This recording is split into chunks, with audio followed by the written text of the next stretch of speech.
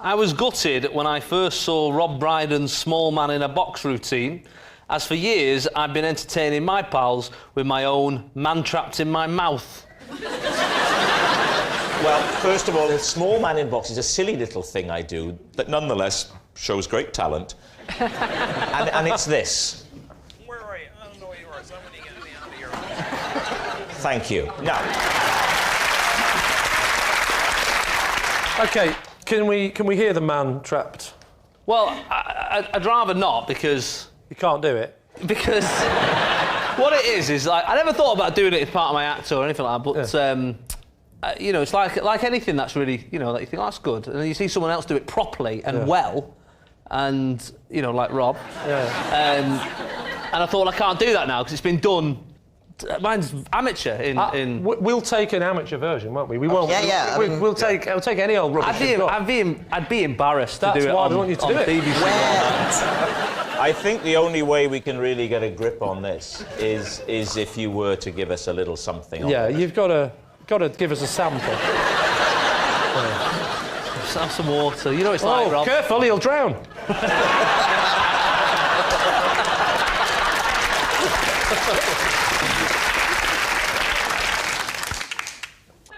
Just warming up. just putting him in. The part of the trick... Oh, you tend to put him in, do you? Can I just say before you do it, that's a nice detail that you might want to consider. Anyway, enough prevaricating. All right. OK.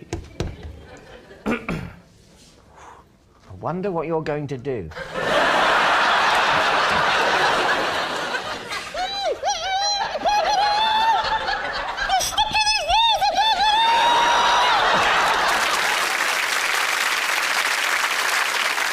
Why don't I see if I can coax my little man in a box to have a little chat to the man who you've got stuck in your mouth? Rob Brydon chat-up line. Here it comes. Ready? How are you feeling today?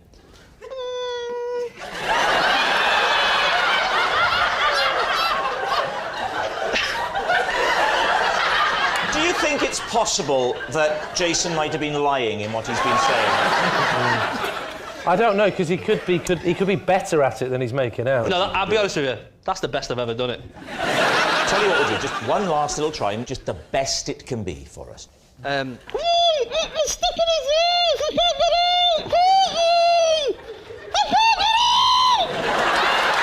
now.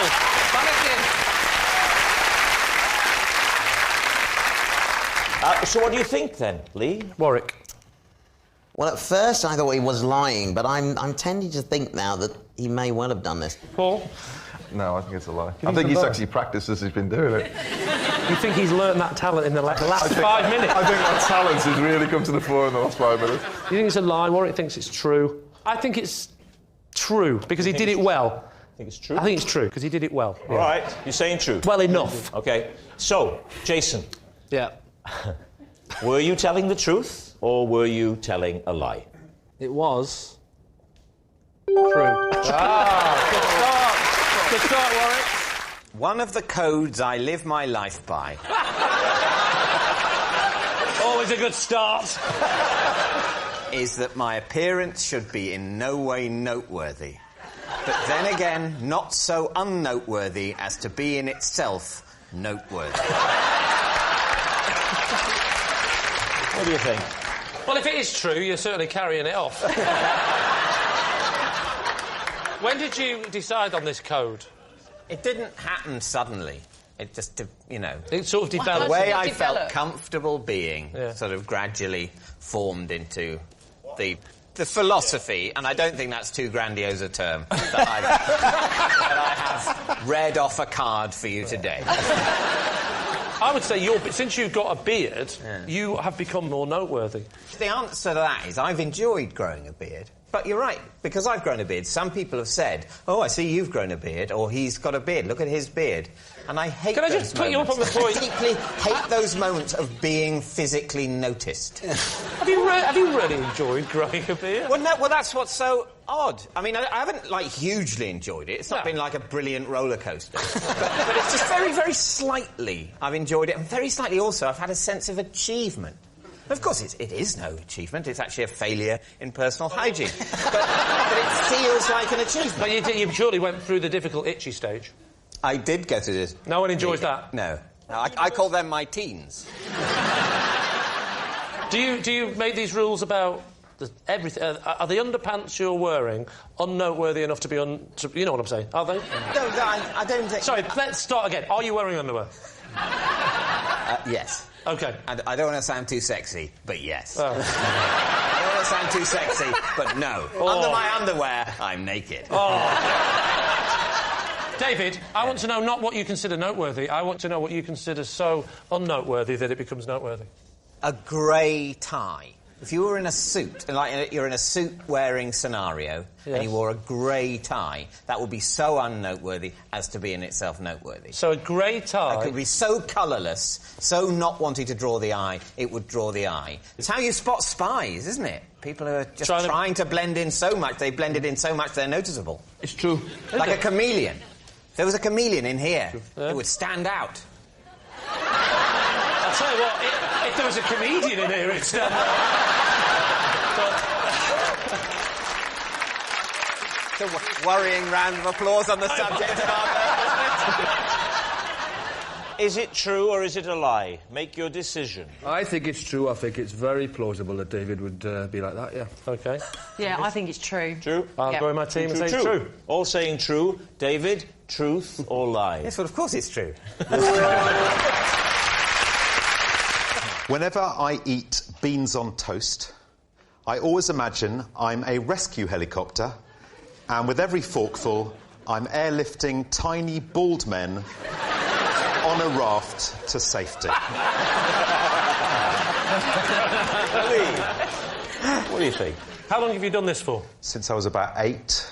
Right. Any reason you do this apart from just keeping yourself amused? It's or... my Auntie Bridget, who used to live with us. Yes. Is this going to be a tragic story? She's bald, she was on a raft, she never survived, and it's our way of remembering her. She was on a raft with 400 bald men who needed rescuing. Trust me, we all know your auntie. Yeah. You say raft, you mean mattress. Yeah. Oh, I hope she's not watching. She's busy, don't worry. She used to live with us. My Auntie Bridget used to live in our house, and she would often have to look after us if our parents were out. You know, I wasn't a good eater. I was a very skinny kid.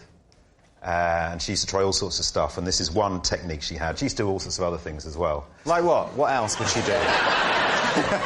Spaghetti was, you were trying to, you were throwing like a line, a rope down to rescue people at the bottom of a pit. Fish fingers were coaches. Fish fingers were what? There were coaches on the motorway. Here comes the coach, chop it in half. She's quite funny, my Auntie Bridget. She's quite odd. Do you think the bald men in question that were going to die on the raft felt glad that they'd ended in a more comfortable position of going down your throat into your stomach? Well, did you feel that was a safer place for them? Well, that was the helicopter they were coming into. Oh, your mouth was the helicopter? Yeah, my mouth is the helicopter. That's a raft going down. That's the raft. The raft is they're sitting on the fork, which is a raft. No, the raft is the toast, surely. The toast is the raft. No, because... Yeah. What's the toast? No, the toast is the boat they were in on the ocean. It's now covered in... Why would they be on a raft? If they're on a raft, they're already rescued. They're already OK. But helicopters don't lower down rafts. Oh, thanks. Well, you've just ruined an entire lifetime story for me. Another man comes attached to the rope, and he picks up each individual bald man on the raft. I've seen it. Every time I've seen loads of bald men dying at sea, and a man comes out of a helicopter and individually picks them up. So if you'd have done your backstory and you were a proper actor, you would know that you're supposed to be taking one beat. That's what Charles Dance would have done. He'd have taken... because he did his research! Yeah, but... and that's why he's not going to be the voice of Postman Pat!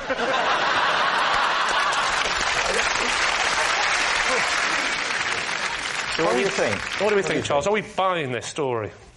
Reluctantly, I think I am buying really? this story. You think it might be true? I do actually think it sounds quite realistic. I think that in a child's brain you might make up all of these scenarios. I don't think he was eating the beans. I mean, look at his hair. He was only eating the crust of that toast. We think it's true, don't we? You think it's true? Yeah. Charles says it's true? Yeah. I'll go on and we'll say it's true. You're saying it's true. Stephen Mangan, truth or lie? It is, in fact, a lie.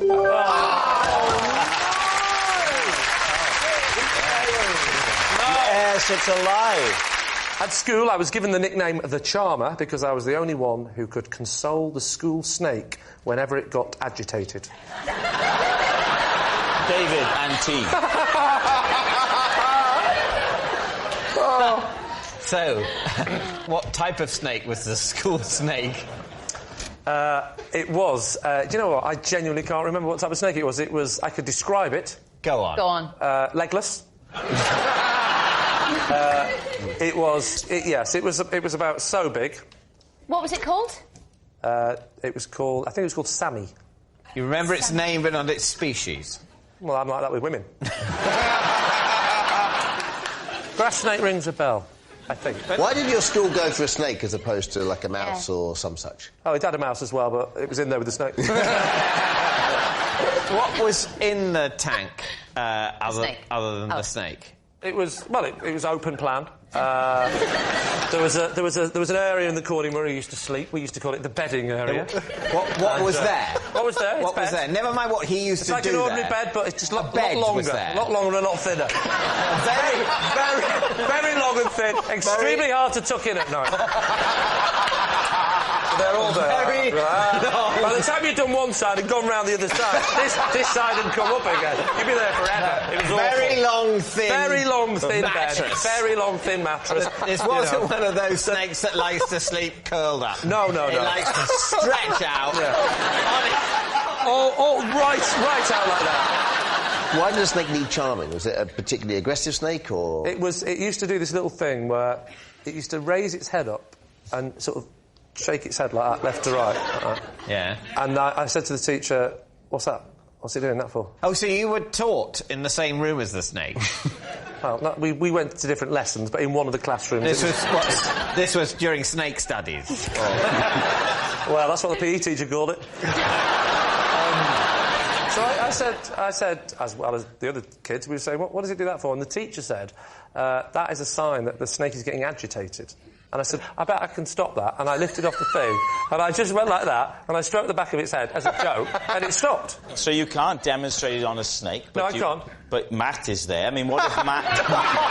what if Matt were to be a little agitated? I wonder if employing the same methods you could calm Matt? Well, Matt, could you be a little agitated? If you could be a snake, now, if you could sort of put your head down here... Yeah, put your head further down. Put your head here, because the head starts off down, right? Now, get into character. At a certain angle, this looks really dodgy. It's like I'm just about to go bowling. So you're looking down, right, and you're the snake. Now, suddenly, you're a snake, you're agitated. Oh, my God! That's an agitated snake. Yeah. You're all worried, aren't you? Don't worry, I'll sort this out. Now, I'm going to use my hand, because in proportion to the head, that's a finger. Yeah? Then I stroke the back of the head like this.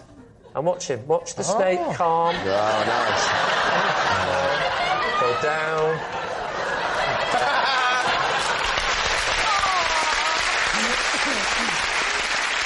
So what do you think, then, David?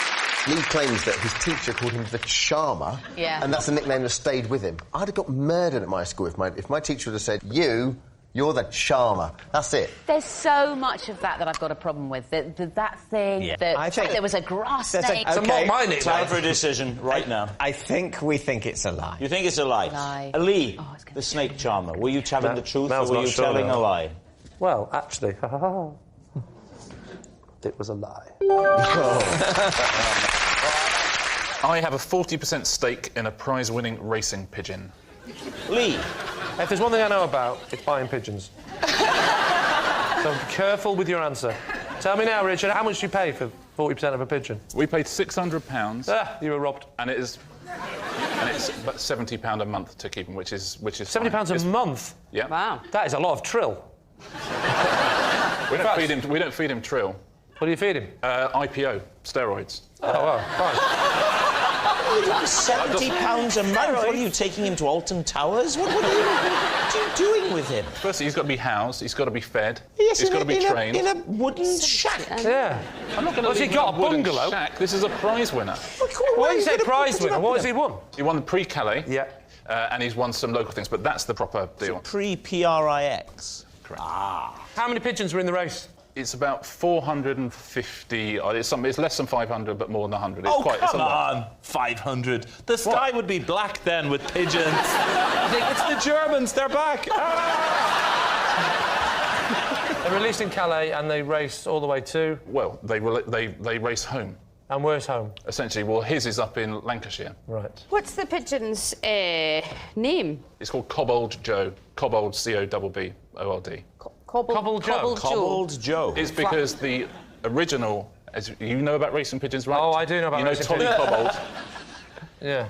Toddy Cobbold was the grandfather. Yeah. And so we chose that name. That's nice. So is that true? Is there a pigeon called Tolly Cobbold? Don't know. You said you knew mixing about me up with someone from a Hovis advert.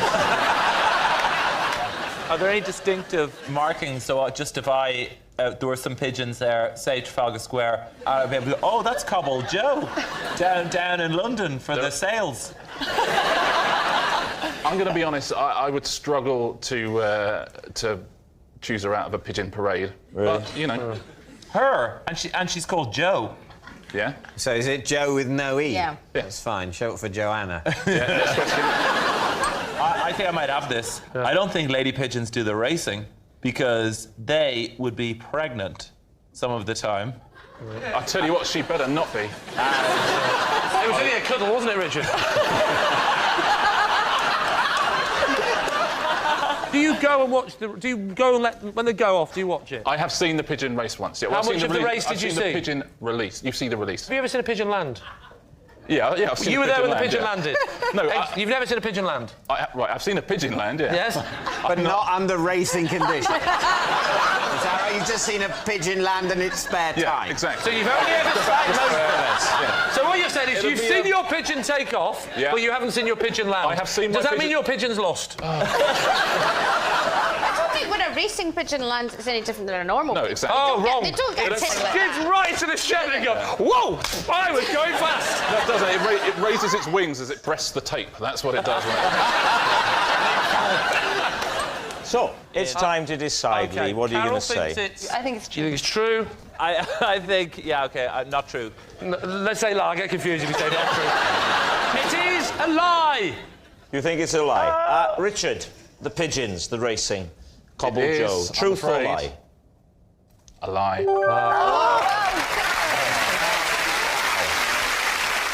Possession. There's a box under your desk. Would you pop it on the desk? And then, first of all, read out the card that's inside before you show us what the possession is. This is my cat cam.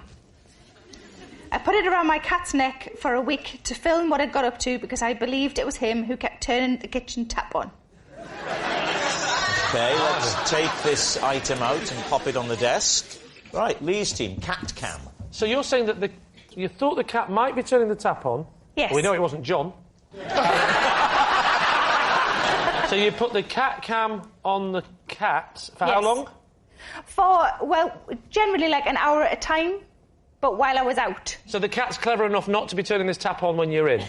Well, yeah, because I would just see him doing it, and then I would know it was him. If he could do the tap, were you not worried that he could turn the camera off? No, because the tap's like one of those ones where that's quite fiddly. And how do you see the picture? You connect it to a computer? Yeah, it's Is there just a got USB a USB on there? thing, yeah. Oh, I see, OK. You attach it to the computer, and how long are you watching? An hour at a time? Well, you fast forward it. I'm not sitting just watching... the highlights. You're doing the highlights. Yeah. Go on. The big question is: was it the cat? Not so far, but it's still. Somebody's sort of turning the taps on when you go out of the house. It's kind of a work in progress. So when you come back, I hope he's not watching because then. Don't worry, he's turned this off. It's perfect. Can I ask you a question? Yes. Why didn't you attach the camera to the tap? Oh. Thank you.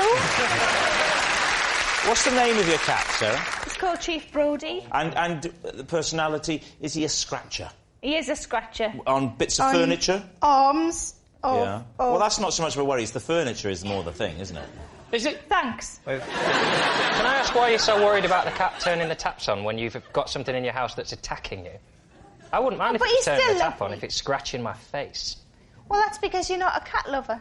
No, but I don't like things that scratch. Well, don't get a cat then.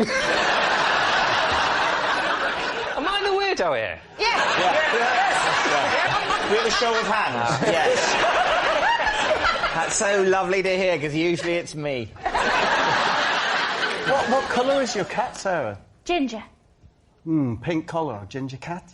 Would you? It's red. It's not Would pink. you? Pink. It's red. Oh, please, it's pink. It's red. Shut your face. Red and ginger, devil's finger. That's what they say. Who? Wouldn't they say? Who says that? No one says that. They do. Is that what your mum used to And they're still saying it. So what do you think, Lee? Is she telling the truth? What do we think, Bob? I'm saying it's a lie. You're saying it's a lie. David's saying it's possibly true. Well, I'll lie. OK, you're saying lie. Sarah, truth or lie? It is a lie. I have 5 chickens, all named after my favourite newsreaders. Well, there we are. Right, Lee's team, what do you think? What are their names? Their names are Anna Ford, Yeah. Jan Leeming, Another newsreader. Selina Scott, Newsreader. 2 Scottish ones, Viv Lumsden Viv and Lum, Mary yeah. Marquis. They were very well-known newsreaders in Scotland. What, specifically for Scottish news? There is Scottish news, yes. You didn't mention Angela Rippon, did you? Angela Rippon died. Not the newsreader, the chicken. Actually, it was Moira Stewart that died. Oh, not Moira. This is chickeny Moira Stewart that's passed away. Chickeny In case Moira any Stewart. viewers are Yes. upset, newsy Moira Stewart is as fit as she's ever been. Well, as long as way, she I don't can... Can I just ask, is that a joke about Moira Stewart, or did you really have a chicken called Moira Stewart that died? I really it's just the way you're looking at me is putting me off. I really had a... I have to say, This is not the first time a woman has said that to me. What breed of chicken are they? They are Burford Browns and Cotswold Leg Bars. Right, do you know enough about chickens? Are they real chickens, then? Yeah, those are real chickens. How do you know so much about chicken? You seem to know a lot. Well, I know that... Well, in Waitrose... I thought for a minute then you were some sort of farming expert. It turns out you're just very middle class. Exactly. And they've got those Cotswold leggy ones, I've noticed, the eggs. Can I ask why you didn't have any male newsreaders? Well, because we actually... Well, I'm going to have to say it now. We didn't want a cock. Is it me or is it getting hot in here? When you say they are your favourite newsreaders, Can I just say, of all the people we've had on the show, you're the most it sounds like you're actually interrogating. Well, how do you rate newsreaders? That's the thing I want to understand. Well, if you've been in the newsreading game as I have, Henning, it's a bit like... I'm sure when you watch stand-ups, you think, well, they're good, they're not so good, they're... Oh, I hate a lot of them. Right. So why was that one Selina Scott and not that one? Well, funny you should ask that. Selina Scott, particularly beautiful, with sort of blondish feathers. So Jan Leeming, then, what were her markings? Well, The chicken, not yes. Jan Leeming. Well, she's a rather dignified bird, and she's a very good layer. Again, are we... You asked for it.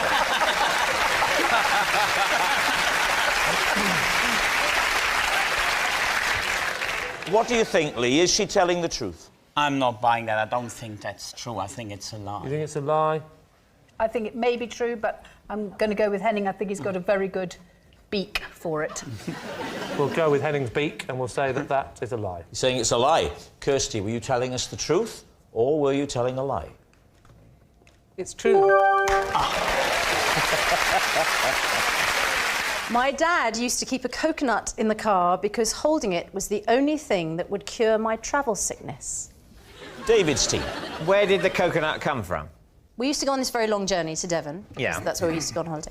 One year, when the fair came to the village where we were staying, we won a coconut, and because I was sitting with it in the car on the way home, because I was so fond of it, it was the one journey where I didn't get sick.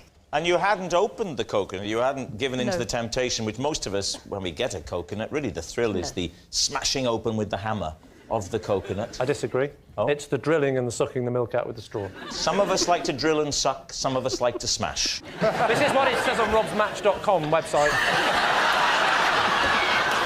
So, talk us through the benefits. I mean, what was it about holding the hairy little fella that... You got excited then, didn't you? That's brought you such comfort. I think it must have just been the texture of it and also the sheer distraction. This could be the best night of your life, David. It would help me to visualise if you could put your head in her lap. Could we do that? Can you just... You pop your head, just so we can get a feel. You could just... Well, do you know what? He didn't take much persuading, did he? So how would that look? Is this something we could believe in? Yeah, just slightly higher so we can see. I'll tell you what, I'm glad he faced that way. That could have been awkward, couldn't it? Well, you don't look as delighted with the coconut as I was expecting. Can I just say, with my slightly spiky hair, I probably am slightly more coconut-esque. Just saying. Too late, the coconut's been cast. So, David. Marvellous. David, what are you thinking? What do you think, Griff? I don't believe the old hairy coconut story. I think definitely true. So I'm saying true, Griff's saying not true. I So don't know. whoever your favourite is, just go with that. It's like I'm, you know, a nasty dad with two children of very different ages. My instinct is it's true. You think it's true? OK, Susanna, they say it's true. Were you telling the truth? Or were you, in fact, telling a lie? It is a lie. I looked after a neighbour's pet for 5 days before I realised it was dead. David Mitchell and team, what do you think? OK, what was the species of pet? His name was Charlie. So initially I thought he was going to be a spaniel at the very least. And then it turned out that he was a stick insect. Right.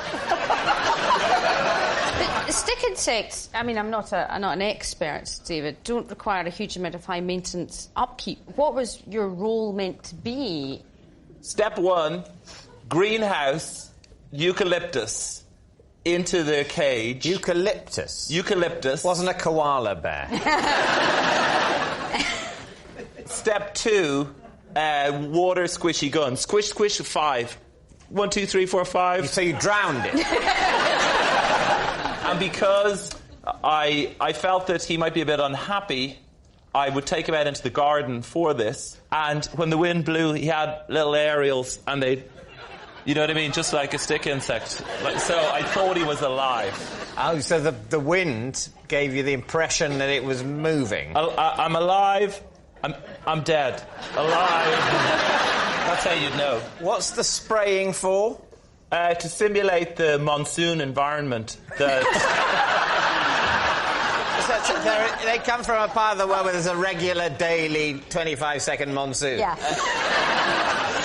I think if I'd taken him out, then obviously I would have seen that... Out of what? The cage. Right. Cage? Cage? Well, we say cage. He was in a tight met. You're supposed to be on my team. I know, but I know that's what they're thinking. So I'm trying to help them on by going, what, you mean that thing that little sticks could get through a cage? Good question. It's a very tight mesh. Let's call it a glass cage or a tank. No, because... No, they couldn't breathe then. No, you don't have a lid on it. You have a... Oh, actually, no, good. I was going to say you have a will mesh. You stop designing hutches for stick insects? So how did you eventually know that he was dead? I was putting in the eucalyptus and removing yesterday's eucalyptus, and he was... Who had been eating yesterday's eucalyptus? No, it was... I just take it out, and he was like this, OK? And then when I took it out, it brushed past him, and he just reacted like this. And you know... That's a fair description. So what are you thinking, David? Is that truthful, or has he made it all up? I don't think it's true, because I think stick insects sort of live in gangs and aren't as he describes them. Gangs?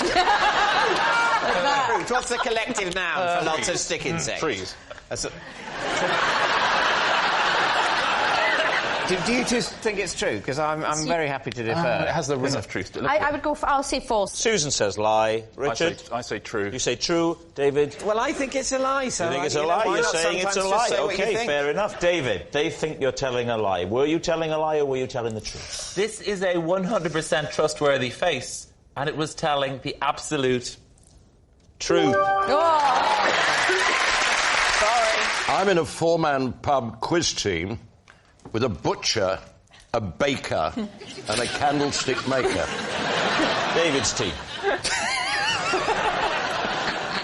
What's the name of this team? Quartet. How did you get to know the butcher, the baker and the candlestick maker? In the pub. There was much mirth, because we realised it was butcher, baker and candlestick maker. What's the name of your butcher friend? Harry Granger. And the was baker? Quite quick. Ed. Ed what? Ed Saville. And the candlestick maker? It's called... He's called Bill Grimes. No, it's not! Just because you're dressed in like the 19th century, the names don't have to be for the 19th century. So, Barry, remind me again, the three names are? Bill, Harry and Ed. And their surnames? Grimes. Do you know, you've got me there.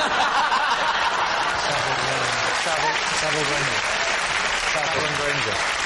OK, next question. Granger. Have the visitors been? They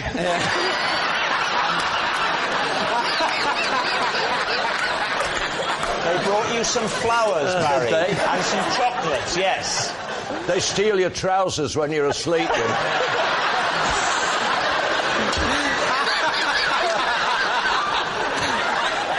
So what do you think, then, David? What do you think, Miranda? I don't know. I do. I think it's completely and utter untrue. Codswallop. So what are you going to say, David? Well, I think we'll say it's a lie. I think it's a lie? Yes. Oh, dear. Barry, truth or lie? It was.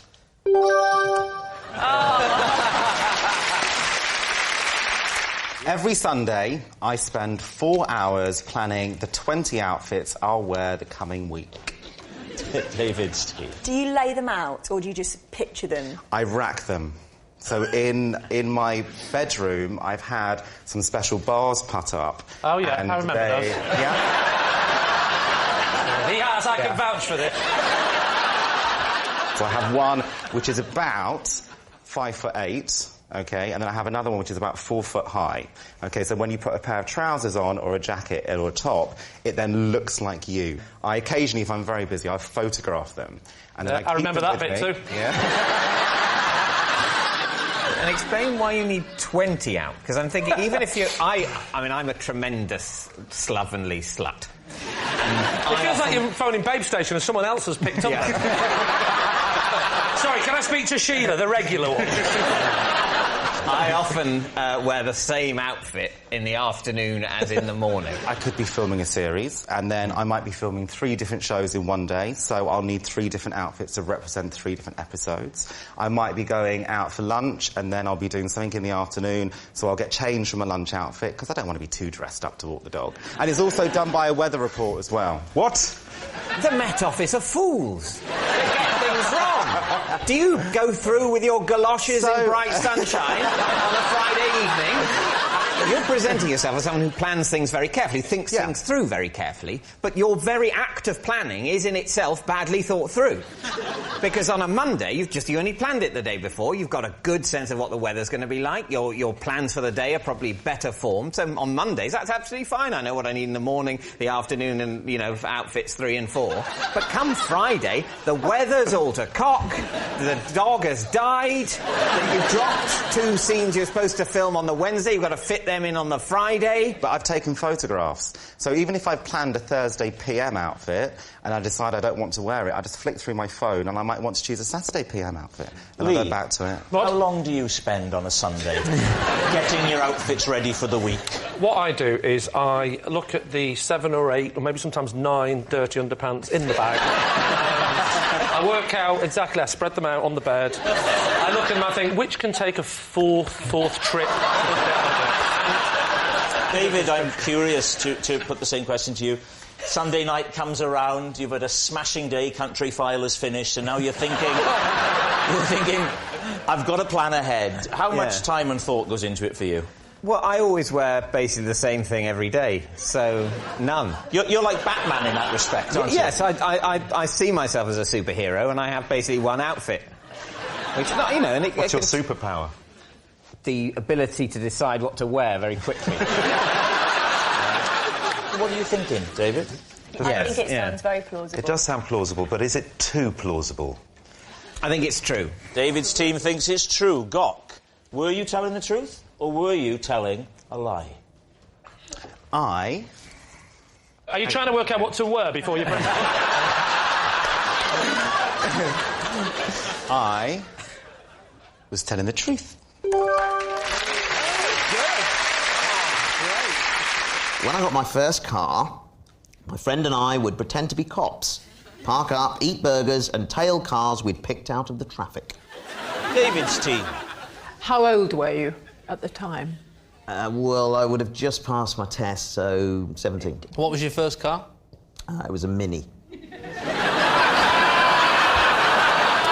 Can you indicate how you pretended to be cops? We used to watch a lot of American films where cops normally sat in the car eating donuts and drinking coffee, and then they'd see somebody go by who might be a criminal, and they'd sort of throw the food and speed up. And so that's what we were doing, in essence. So you were American cops? Yeah. And what were you eating?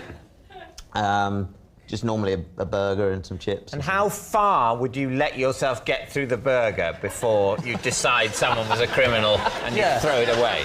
Well, we let fate decide, really, because we would say the next green car that goes by, that's going to be the criminal. How do you know how the police operate?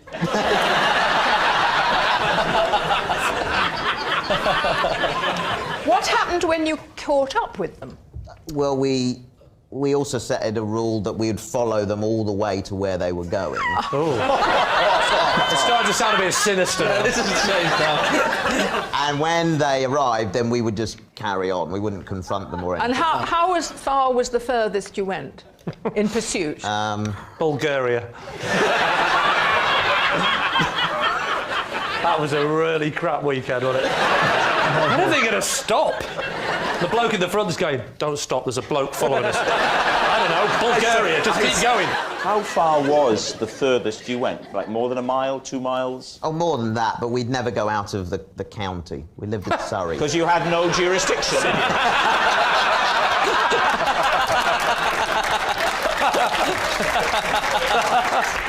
Did you exceed the speed limit? Well, if they did, we would then lose them because we didn't have authority to speed.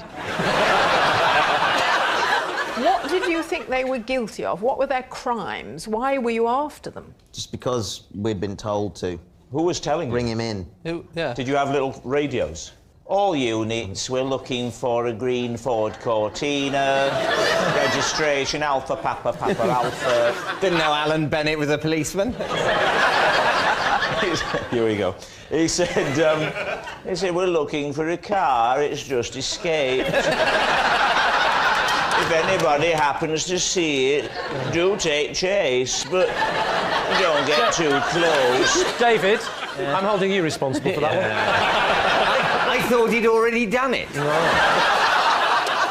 So what do you think, David? I think it might be real. I think it might be true. He had a bit of fun. Well, I think we think it's true then. Yeah. You're going to say true? Yeah. Warwick Davis, truth or lie? It is the truth. Possession. OK, there's a box, which I think is at the side of your desk. Can you see it? Yeah, got it. Would you read the card first and then bring out the possession? These are my favourite boxer shorts. Despite the fact they've seen better days, we have such a strong bond, I still wear them. All right. OK, now let's have a look at this possession. Let's see. Oh, hello. Hello. All right. Sorry, you've got to show the back bit. That's vile. What's that? That's the back bit. That's the back bit. Do you still wear those, Josh, as pants, or are they... Yeah, I don't wear them as a hat. Josh, how many pants do you have? How many pairs, like, roughly, would you say? 10 to 12. So these get used, what, once a fortnight?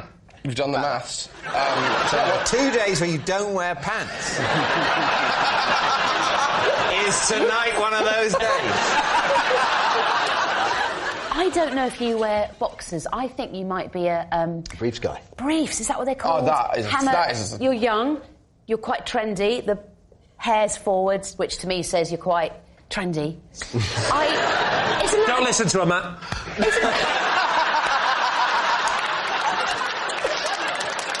Josh, if I was your girlfriend, I would want to dust with those. I wouldn't want to see them on you. Can I ask you something? How long have you had them for? I would have probably got them when I was about 18, so that was 12 years. Explain the bond you have with these pants. Why? Yeah. It's nothing personal. They haven't got any specific memory, but I just don't like wastage, really. And they're still perfectly usable. No, they're not. The frightening thing is, if they're not Josh's pants, whose pants are they? Well, Josh, would you help us out here by perhaps just slipping into them so we could get an idea of the fit? Yeah, I would. Get them on. Get them on. Get them on.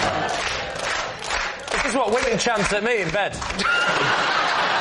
Josh, maybe around here somewhere would be nice. Here? That's going to be a good spot. Yeah, I mean, obviously, I'll take my shoes off. You see, look, he doesn't seem au fait with the mapping of them. It's not like you get familiar with pants and it becomes a second nature. He's not at ease with those This pants. is genuinely one of the lowest moments of my life, by the way. Just so you know. If I had a penny for every time someone said that on this show. So, oh my God. I suppose all you can do now is pray that it's edited sympathetically. Which, in all honesty, is unlikely. Josh, my love, that waistband is a good 2 inches too big for you. If you feel the elastic, Mel... Come on. Mel, you don't have to touch anything you don't want to. If you feel the elastic, then it's kind of gone a bit. Right, I'm going to do something slightly sinister. I've been dreaming of this since late lunch. I'm not going to lie to you. Come closer, love, come closer. Yeah, there's a whole finger. That's not a finger. All right, just take your shoes and please go back to your seat. I feel like I've been thrown out of a pub. Take your shoes and go. David, it's time to gather your thoughts and ask yourself whether or not Josh is telling the truth. I think, Mel... Yes, my love. You're strongly of the opinion that those are not Josh's pants. He did not seem at ease when he was touching. He was intimidated by the pants. He was intimidated. Yeah. He was. I agree with you that there's a stylistic clash between Josh and those pants. I'm not buying it. There's no anecdote. There's no, I kept these when so-and-so up with me. If he's going to keep a pair of pants that long, you've got to be through some good times and, by the looks of it, some bad times. So, what are you thinking then? Well, I think we think it's a lie. All of you, all agreed. OK, Josh Widdicombe, the pants. Can I just say... Either way, I am going to give them to Mel so she can dust with them from now on. Well, that's lovely. That's heartwarming. Is it the truth, or were you telling a lie? I am ashamed to say it's the truth. Go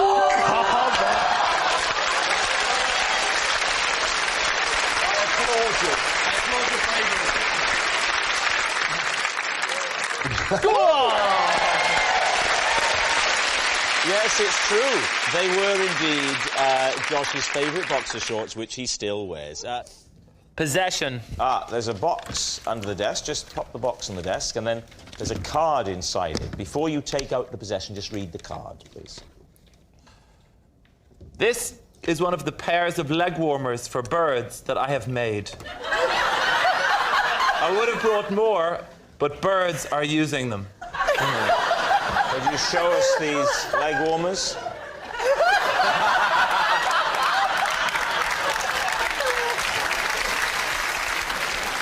I live beside the canal, and the swans are very unhappy around there. The swans? You've tried to put a leg warmer on a swan? He hasn't tried to, he succeeded. How the hell do you... A swan? So they're trying to feed it over the webbing, and he doesn't get crushed. It's got a great big beak on us. Everyone knows about this, but if you befriend the swan... The first thing, you befriend the swan when the wings go up like that, and then generally the next thing they go like that, as in make me leg warmers. That's it. Are they for swans? David, they would break your arm if you went near them. Famously. Famously. That's what they do. They break your arm and then the Queen eats them. Yes. How do you get them over the feet? If you put your hand like that and then try and get it over there. It's like O.J. Simpson. Stick it on there. That's a swan. That's a swan, Yeah, folks. that's a swan. With the swan, it's all about authority. So watch this. No, they're webbed. That's no good. Yeah. That's going to hurt the swan. You've just ripped through its webbing. You know when you said swan at the beginning? Yeah. Did you mean sparrow? David, it's time to take a guess. I mean, I don't know which way you're going to go on this.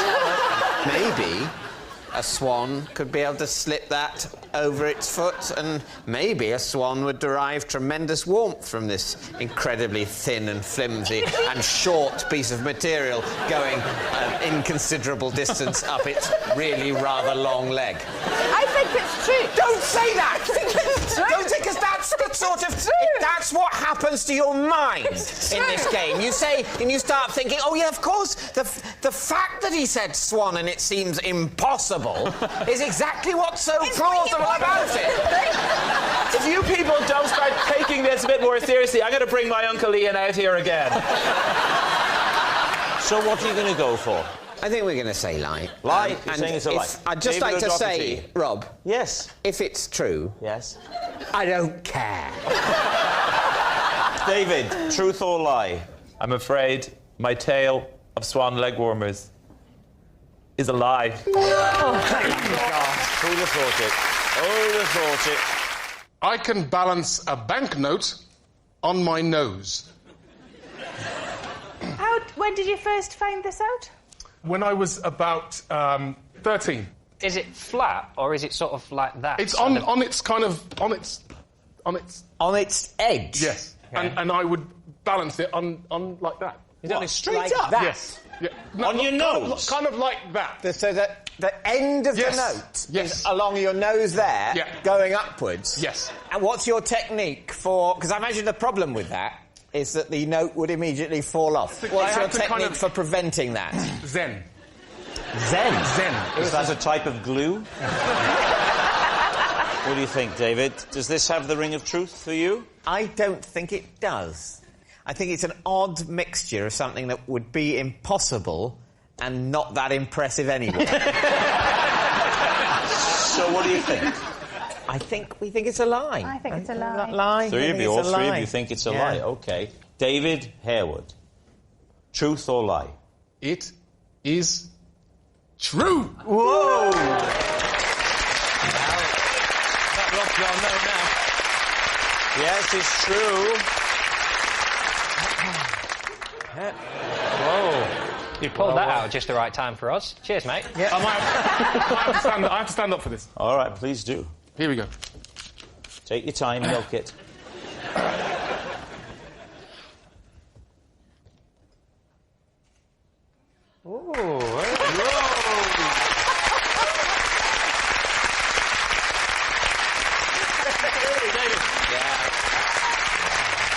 I was recently bounced off a bouncy castle whilst trying to prevent a bouncident.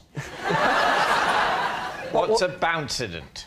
It's an incident involving a bounce, and you put the two together to create bouncident. Surely it's a derivative of accident, not incident. Well, obviously, an accident is an incident, and a bouncident is an incident. Was this bouncident an accident? It was a bouncident waiting to happen. How did you go about preventing the bouncident that might or might not have happened. I'll tell you everything. Let me set the scene for you. It's early summer. It was the birthday party of a small child. Was you invited or just turned up? Look, let's be clear.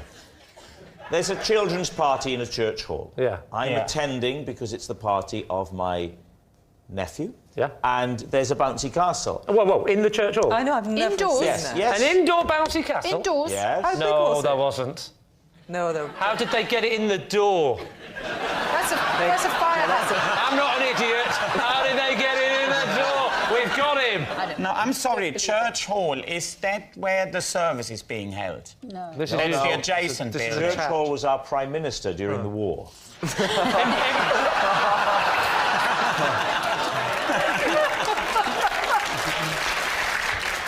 Now, I don't like bouncy castles, because I think they're dangerous. Right. And my little boy went on after I'd expressly told him not to. Well, he disobeyed your orders.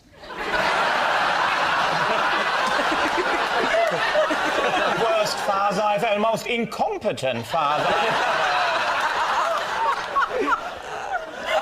Well, I don't like to say, but I think the boy's better off in care.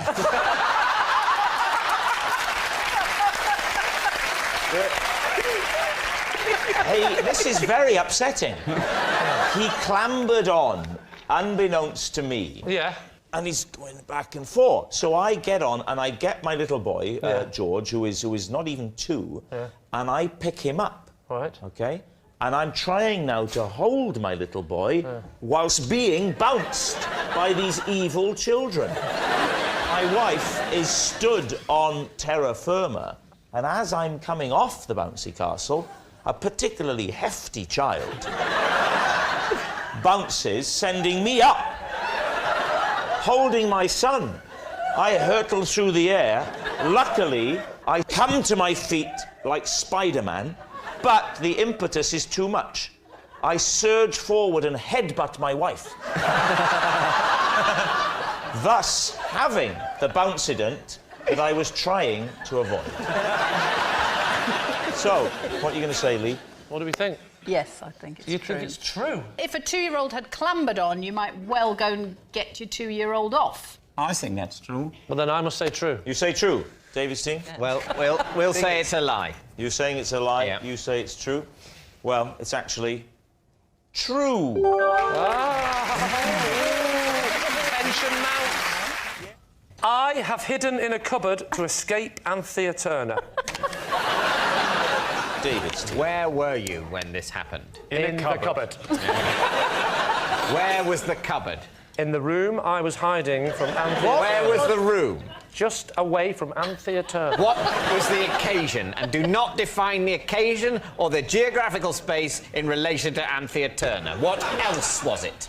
It was on a TV show that I was doing. Hide in the cupboard from Anthea. I remember seeing it on BBC Three. It was very good. I don't think Lee was ever on it, though. Oh, that's a lie. Yeah. What was the show called? Pet Power. Pet Power. Pet Power. Yeah. It was about the premise cats with capes. What were you doing on the show? What was your role on the show? My role on the show, I was the warm-up man, like a TV warm-up man. Pet Power was a show where the pets would come on and there would be interesting stories about pets, and some of them, this particular incident, was a butchie goes up into the rafters, and I'm upstairs in my dressing room, and I'm watching it on the monitor, and I hadn't been doing comedy very long, and I was running out of things to go back and say to warm the audience up. Yes. And I saw the budgie go up in the rafters, panicked, and there was a knock on the door, hid in the cupboard. And they actually came into the room, but I was hiding in the cupboard. And you mean the floor manager, if you will, turned to Anthea and said, Anthea, I need you to pop upstairs and get the warm-up I don't man. think it was Anthea that personally came to get me. Oh, I see. But how will I ever know? How will I ever know, Griff? They knocked on the door of your dressing room. Correct. Then what happened? As the door opened, I thought, oh, my God, they're going to come and get me and say, come on, get out of the cupboard and do some jokes, even though you've none left. And at that point, this is the bit you're not going to believe, I thought they're going to find me. And then I saw a lion, a witch... to escape into the forest, never to be seen again. No. I'll tell you what I'm interested to know. Yes. You didn't stay in the cupboard indefinitely. No, because that would have been ridiculous. You came out, and you must have chanced upon Anthea. I did. It wasn't really Anthea that went to look for him, it transpires, just the floor manager. It was a perfectly normal professional relationship. He's rather building up his intimacy with Anthea Turner. I don't think they've ever exchanged any words at all. Even in the lie world where any of this happened, which is not the world we're living in at all. Narnia is more believable. David, could that be true? Griff, do you think it's true? It's not true. Jimmy? I think it could be true. I know Lee used to do TV warm-ups. I used to do TV warm-ups as well. It's how a lot of comics start. And I do think when you start out, you run out of material. You do. Do you think it's true? I think it You've could be talked true. yourself into thinking it's Yeah, I have, Well, yeah. I listened to you earlier in the show and it didn't work, so I'm going with Griff. It's a lie. You think it's a lie? OK, Lee, was it the truth, or were you telling a lie? Of course, it is absolutely true.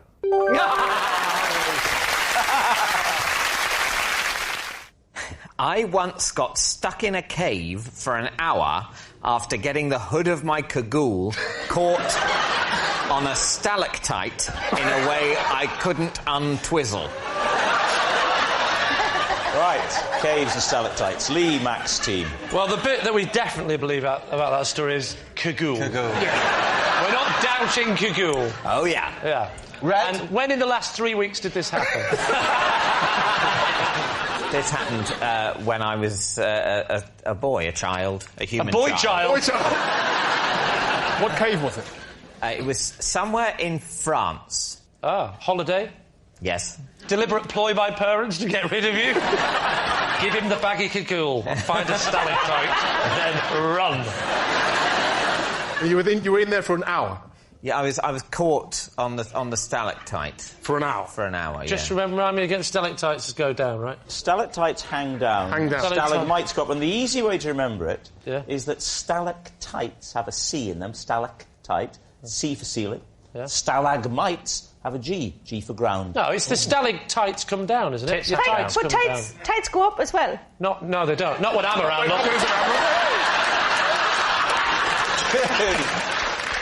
How did you eventually escape? My dad came and released me. So you're with your family on this trip? Well, they were sort of... It took them an hour to find you. I would have thought, if I'd have lost you and you'd have been my child, it would have been 6 or 7 days. Right, so what are you thinking, Lee? Could this be true? What do you think? I'm going to go for a lie. You think it's a lie? Bob? Lie for me, Lee. Lie. Lie. David? It's a lie. I will not get out of bed on Christmas morning until I have smoked a full cigar. Oh. What age did this start? About 33. What made you start? Well, when I was giving up smoking, I smoked those thin cigars, so I thought, well, that's not really smoking. And then when I properly gave up smoking, I thought this should just be... It was a Christmas and birthday treat. How long does it take you to smoke the cigar? About 6 months. And then start on the birthday one. Always got one on the go, but great to have given up smoking. Do you smoke the whole cigar? Smoke the whole cigar. And how long does that take? A couple of hours. That's a lot of puffing. You're still in bed? Still in bed. Do you have the cigar ready the night before, and the little match and everything? You're ready to go? No, we have stockings in the morning, so we all then huddle around my bed. Oh, so the family and friends have to come to you, to the base of the bed, and no present opening until it's finished. Have you by now slipped into the Christmas onesie, or are you still in your negligee? Negligee? Yeah, we're all imagining, because there's nothing more arousing than a woman lie down and smoking a big fat cigar. Yeah, exactly. I prefer a Woodbine girl myself. Merry Christmas, Lee. Can't get out of bed till this is finished. So what are you going to say, then? What do we think, Barry? I've got 100% wrong record on this current It's time for a change, It's Barry. time for a change. Whatever you say, we're going with. I think it's true. In fact, it's a You lie. think it's true? Is that what you're saying, Lee? You're absolute opposite. No, what do you think? I think it's true. Oh, you think it's true? Yeah. You both say true. I'm going to say true. Well, I'll go with my team and say it's true. You say it's true. OK, Miranda, the cigar, Christmas morning, truth or lie? It is Lie. Oh. Yes. Police once ordered me to leave town, unspecified, because I was frightening the locals. David's team, what do you think? Could you give us some context, Bob? I'll give you the name of the town. It was Castle Douglas. Ah. Where is that? It's southwest Scotland. And why were you in Castle Douglas? Was it a tour or something? No, it was a long time ago. I was only 17, 18, that kind of age. And a numerical age, that kind. Yeah. Rather than iron or bronze. That's a different kind of. I was with two friends trying to get as close to the Gulf Stream as I possibly could. What? What do you mean you wanted to get close to the Gulf Stream? It seems such an appealing, far-off, miraculous thing, this hot stream of water so near us, that it was hard to believe in it just from the textbooks. But it's not like a spa. It's a massive flow within the ocean. Yeah, but you can't see it. Well, if you're at the Logan Botanical Gardens... there's a lovely view of the Gulf Stream. No, but you can see the effects of the Gulf Stream. You know, it's like a tropical gardens, and so in that way you sense the influence of the Gulf Stream. Well, no, it's extraordinary. I know all teenagers are absolutely mad on the Gulf Stream. They can't get enough of it, and its flowers.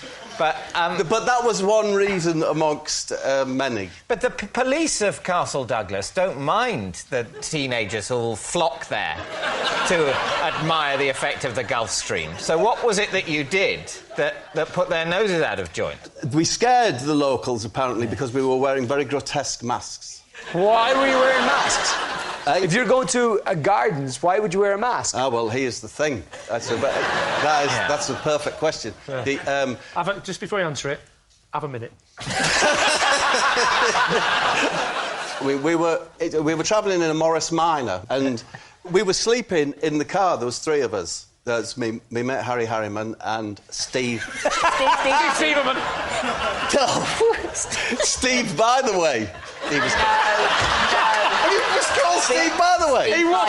Steve, by the way. Steve, by the way, as in incidentally. Yes. Anyway, we had these... You're wearing these masks? We're wearing these grotesque... Why are we wearing these masks? We're wearing these masks because we didn't have anywhere to sleep and we were sleeping in the car. Right. They'd been given us by Harry Harriman's mum, yeah, to keep us warm at night because of the heat generator. What, grotesque latex masks? Yes. They were just old men's masks, but they were to keep us warm.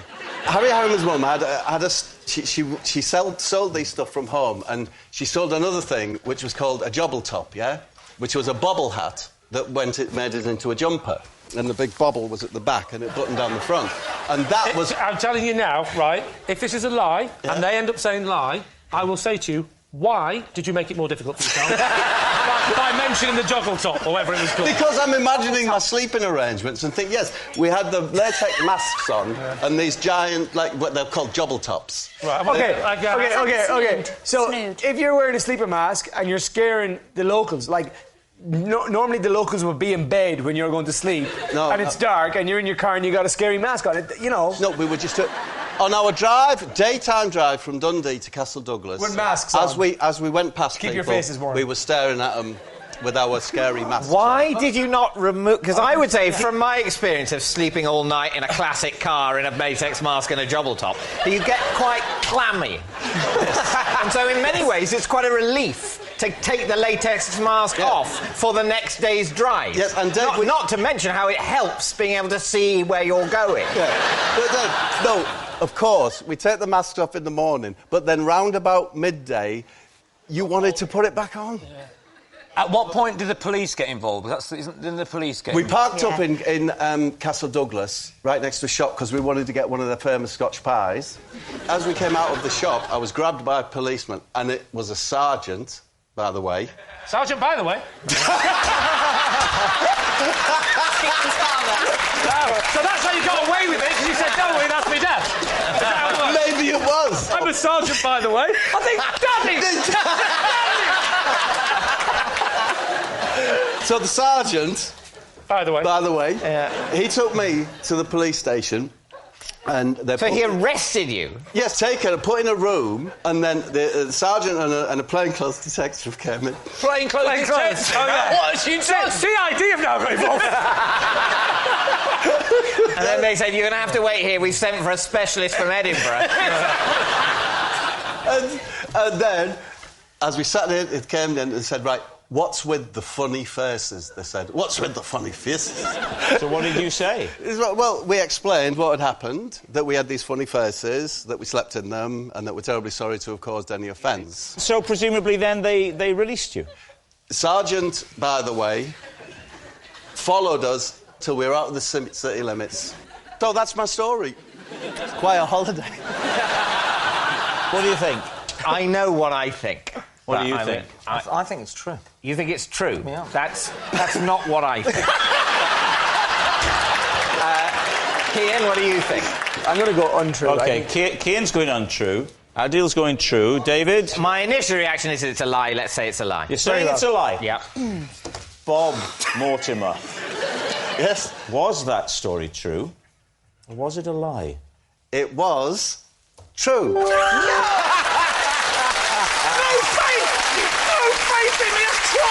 Last year, I made my husband a birthday meal using some mince I found in the street. OK, what... Why? Well, why? Why would you do that? I found a carrier bag on the pavement that amongst other things, had mince in it. I don't know whether someone had left it there, whether they dropped it. It wasn't like being clutched by, like, an old woman who was lying on the... You're not being convenient with the truth here, are you? All right, I slapped her out the way. What else was in the bag?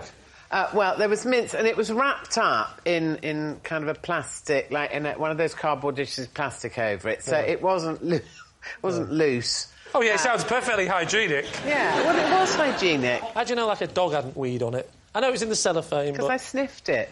Did you not have any... You can't buy class, can you?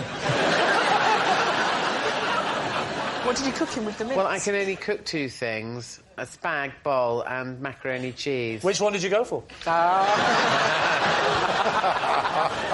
I've known you for a while, Joe. Can I just check? Is it your current husband or the first one who died of food poisoning?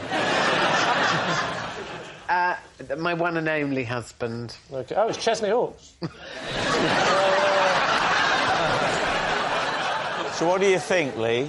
I don't know. What do you think, Ray? Is this adding up? Let's say true. True? I think false. You think you said lie? You're saying lie. You're saying true. I'm going to say lie. You're saying lie? Yeah. OK. Joe, truth or lie? It is, of course, a lie. Thank God. I once had to go all the way to Bradford just to make a phone call to prove I was in Bradford. Police team. OK. What? Why would you have to do that? Why? Yes. First of all, where were you living at the time? I was living in Birmingham. For what reason did you have to go to Bradford? To make a phone call. OK. Who were you phoning? Who was my dad, actually. And your dad lived in? Birmingham. Were you living at the family home at the time? I was, yeah. You leave your family home to go to Bradford? Yes. Phone your father in Birmingham? Yes. To prove you're in Bradford? That's it, absolutely. What was your reason for being in Bradford? Well, to make the phone call, Yeah. you said. I think it's better you stay out of it. Rob, can I just say, we already know why he was there. He was there, we all know, there's no doubt about why he was there. He was there to prove he was in Bradford, to phone his dad. We know that. There's just one tiny, it's only tiny, tiny thing, if you could just you just get that for me. Yeah. And that tiny thing is, what are you talking about? Just that. Once I've got that, the rest of it is all in place. It's just that little thing that I want to know. All right, I'm working that out. Yeah. OK. I've got it. Why did you need to prove to your father that you were in Bradford? Sorry, don't, Rob. I said that exact sentence. Don't make it out that I was going, oh, hey, melons! And I'm just one of life's natural communicators. I'm able to convey it. Unless Adol's going to say to me, if only you could say it in a soft Welsh accent, I'd understand. None of that made sense, you interpreting for me. Could you put it in a Welsh accent and then we could try? Here we go. That's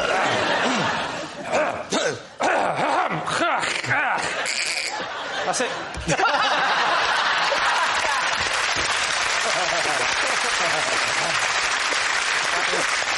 So the question, Adol. Yes. Yeah. Why? Why were you in Bradford? Why? No! I know what he's going to say. You're trying to trick me here. Where were you, specifically? Don't say Bradford. Whereabouts in Bradford were you? When I called him, Yes. I was at the coach station. Why did he need to know you were at Bradford's coach station? Because that's where I told him I was going. Why? Where are you going? I told him I was going to a university open day. At Bradford? At Bradford, right. yeah. Now, am I right in saying that you weren't really going to this university open day? You were lying to your father. Yeah. So you were going to Bradford to Were you going to pretend Bradford you're at all? I wasn't intending to go to Bradford. Where were you intending to go? Birmingham. But you were already in Birmingham. I know. Yeah. But you had to go to Bradford because you'd see the number come up on the phone. Yeah, that's right. Thank you. Thank you very much. What was happening in Birmingham to stop you wanting to go to Bradford? I wanted to go to a gig in Birmingham. Music gig? Yes, that's right. It was an Asian club night. My dad thought I was at an open university day in Bradford. But I was in Birmingham to go out to this club night, and I just happened to bump into my dad, and he says, I thought you were supposed to be in Bradford. And I said, I'm on my way. So he goes, get to Bradford. And when you get there, phone me. Yeah, make sure you call me. And you know as you're going, the only reason is because you know the number is going to be recognised, as opposed to phoning from Birmingham and pretending you're in Bradford. Yeah, because I was worried that he might try and call me back. So, you get to a phone box. Oh, I see. And then he goes, let me call you back, son. What did you do? I couldn't get back because I've got a late coach. Why don't you just go to the Open University, wherever it was? Well, I didn't want to go to the Open University. I want to go to the club night. But you're not going to the club night, that's it. You can't go to the club night. There was no university thing. I'd made that bit up. Oh, it wasn't even... You made that up? Oh, you'd made it up? Yeah.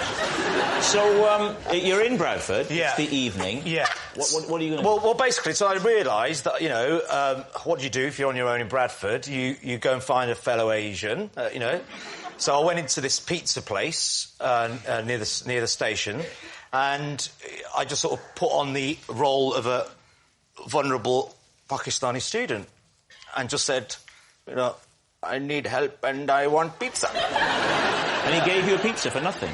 Not only did he give me a pizza, stroke of luck, he let me stay in a room that night. Why didn't you just go back to Birmingham? Because I couldn't get a coach. It was late. It was late. If it was too late, it would be after 10 o'clock or something. So you went to the open day. There's no open day. There wasn't. There is no open day. He has told his father. Exactly. I'm now all over this. Yeah. He's told his dad there's an open day. The open day doesn't exist. It's only there. It's only there as a lie, so he can pretend he's going to it and spending the night. He wants to go to the Asian club night now. His dad catches him in the street and goes, "Get yourself off to Bradford. You'll be late." He goes, "Oh, yeah, I've forgotten all about that." He gets on the bus. He goes up to Bradford. He's now going to ring the dad because he knows that he'll phone him back. And then he's now in Bradford. He can't get the bus back. It's far too late. There's no open weekend. But luckily, he's starving, and as we all know, there's one thing that the Asian community like. It's a pizza. And then he goes... The famous Pakistani pizza! Can I just ask you, did you like the look of the university? I mean, did it appeal to you? Oh, all right, so Lee, what you seem to know it better than him. Yes. I think it's true because he threw up a lot of smokescreen tissue, smokescreen. So he's covering up. I know what you mean. He told us nothing. He told us nothing, which is, I think, why it's true. What do you think, Bob? I think it's true. You think it's true? Yeah. Then I'll go with my team and say We're all it's true. going for true. OK. Adil, was that true or was that a lie? Sorry, Dad, it was a true.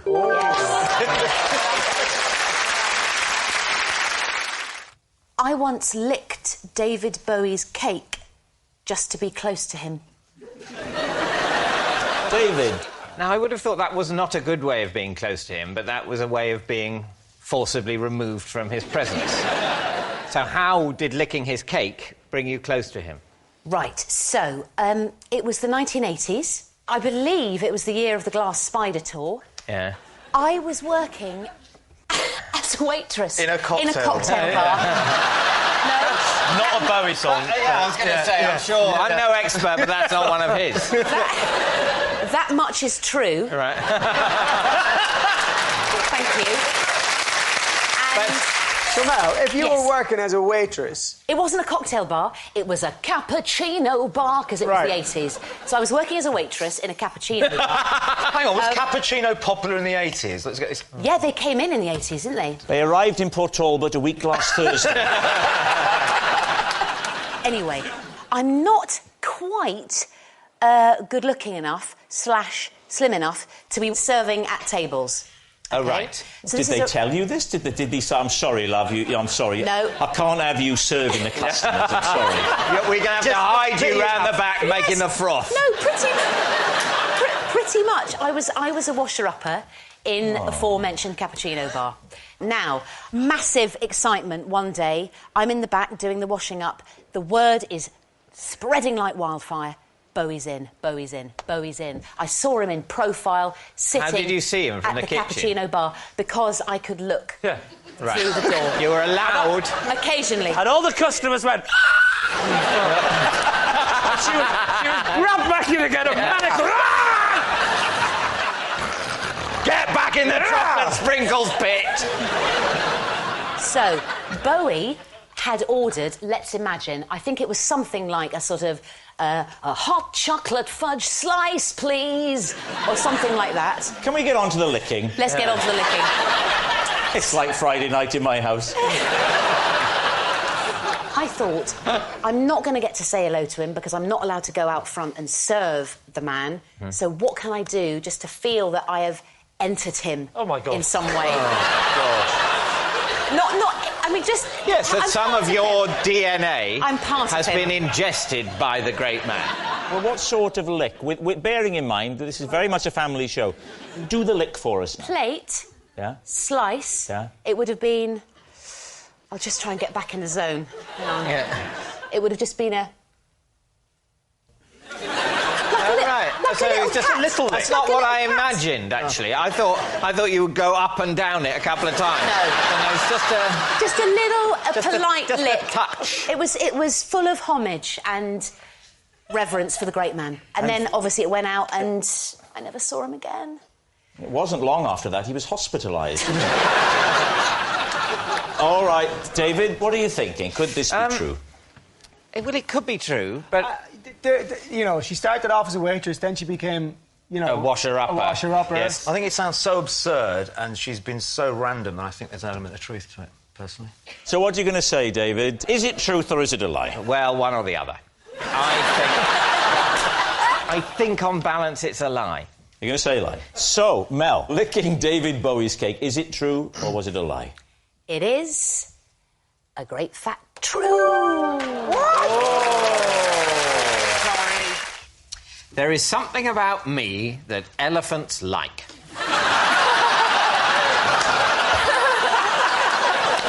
Every time I visit a zoo, they thunder towards me and point their trunks in my direction.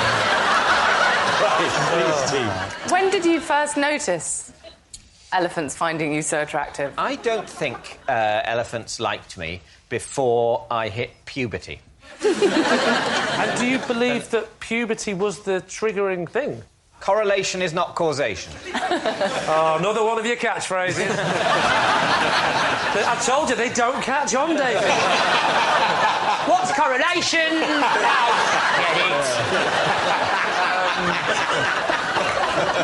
OK, where were you? When did you first notice it? I think it was probably at the Cotswold Safari Park. Right. I'd recently become a man. Yes.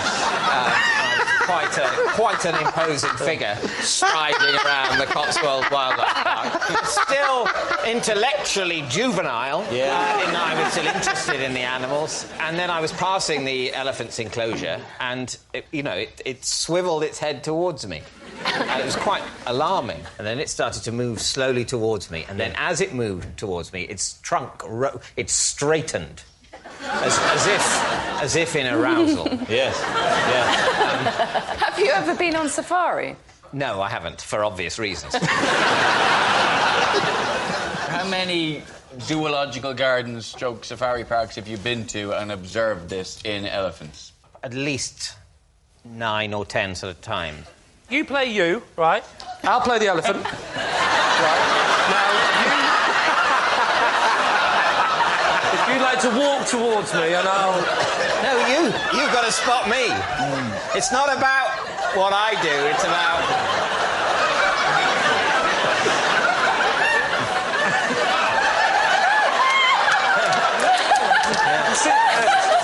It's exactly like... Is that how it happens? Yes. Wow. There was something about being the elephant then. I believe it to be true. I was... Have you always been with the same people or different people to the safari park? Has it been mixed up enough to know it's you specifically? Yes. The only person who's always with me is my friend Kevin the bun seller.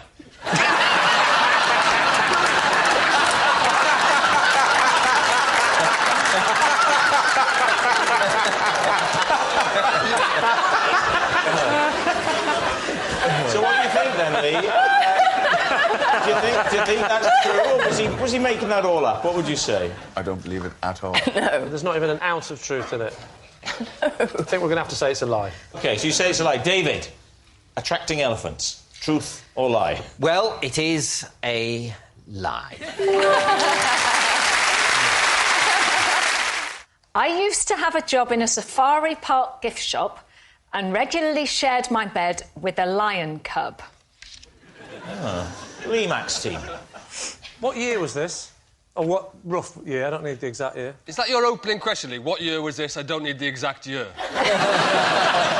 Well, I didn't want to embarrass Karen in case you said, you know, it was when I was 18 in 1642. I'm just saying, give me the decade. It was in the mid-70s. So mid-70s, and you worked in a safari park? I worked in a safari park gift shop. Which safari park? Windsor. Yeah, I lived in the safari park at the time. I lived in the safari park at the time. You did? With my sister. But how could you live in it? And she's human. She had a house in the safari park. Is it because she was connected with the safari park? Yes, Did they build round her?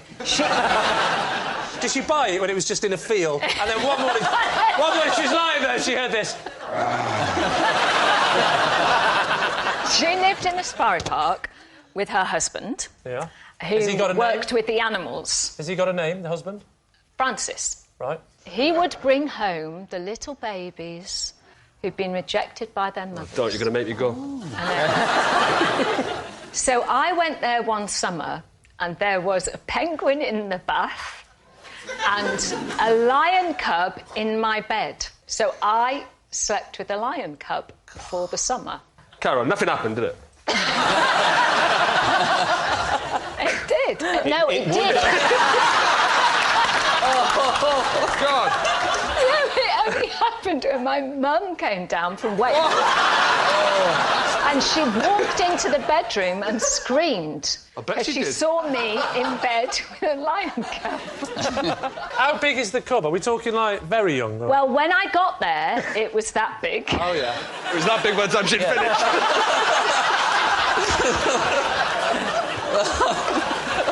Did you sleep with any other animals while you were there? No, it's a genuine question. No, I had a bath with a penguin. You didn't? Obviously. Was he in the bath and you got in unsolicited, or...? No, he was in the bath. He was already in there. cold water. Right. So I had to get the penguin out of the cold water. And Did you pick up that penguin?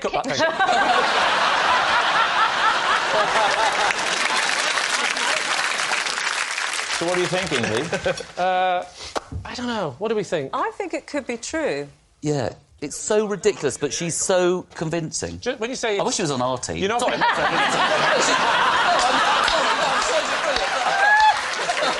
Lee, what's it going to be? Truth or a lie? You're I saying... say it's true. True. You're saying...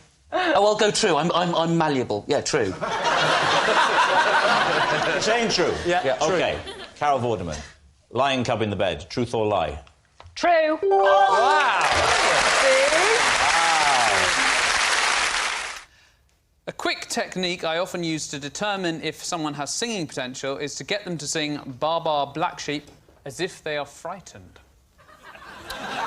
David. Is it? As if they are frightened? Yes. And what is it about that tells you anything? It's to determine whether they can perform. But not just to sing, but whether they can take it to the next level. Terrified while singing, because that's the key skill needed in a choir. No, it's more about them. You know, it might be that I want them to get under the skin of a piece of music that I'm going to do later. So I want to see whether they've got what it takes emotionally to connect with the song, even if it is Bar Bar Black Sheep. Is that one of your favourites, Bar Bar Black Sheep? Well, it's a very good tune. Well, look the talk is cheap. Let's see some of that, and I use this phrase advisedly, Malone magic in action. Greg, could you sing Bar Bar Black Sheep as if you were frightened, please? Fine, I'm an incredibly versatile actor, let's go. Frightened? Frightened. OK. Oh.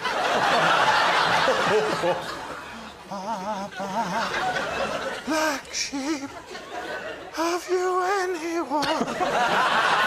Signs? Yes, sir. 3 bags full. Are you being Barry, Robin or Morris? Quite tell.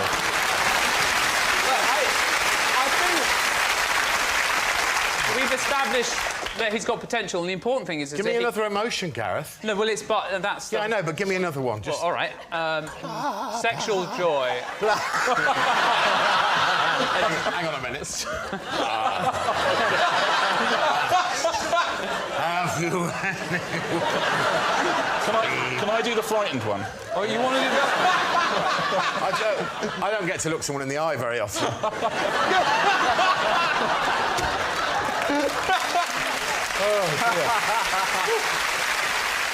You know what I'd love to see? I'd love to see, is there anybody here, do you think, who perhaps doesn't like singing, who might be sat in between...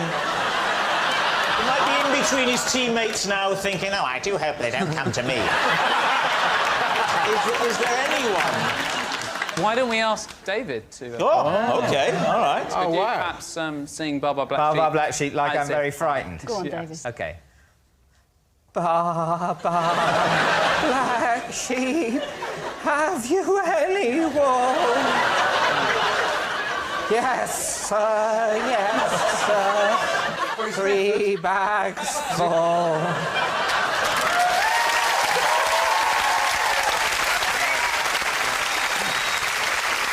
You know that Gareth didn't want you to sing Bar Bar Black Sheep as if you were a sheep, don't you? But what do you ascertain from what he's just done? Well, I mean, he can sing in tune and... in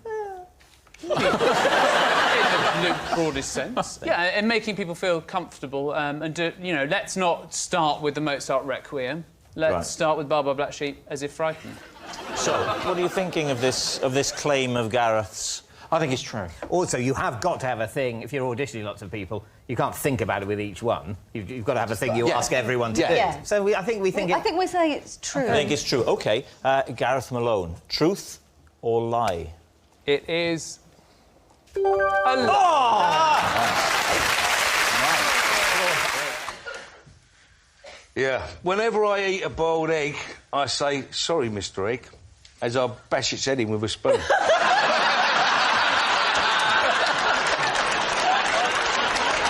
OK, so, how long have you been doing this for? Since I was a little boy. Right. And why do you feel you need to apologise to an egg? We used to draw faces on eggs, you know, and it was just a nice thing to do, you know. I'm sorry, Mr. Egg. You kind of make a little cut on it, because your mum would show you how to do that, and you'd apologise when you'd done the bashing. And now you're a grown-up, are you still drawing faces on the egg? Well, I do for my little girl, yeah. And there's nothing like a boiled egg. In fact, now, using your phone, you get the perfect timer for an egg now. I've just got it off to a T, and I'm very good at making boiled eggs. Is this just become a cookery show? When did you last do this, Ray? When was the last time you did it? I was away last week, so it would have been the week before last. Where were you last week? Berlin. What were you doing there? Just keeping my eye on the Germans.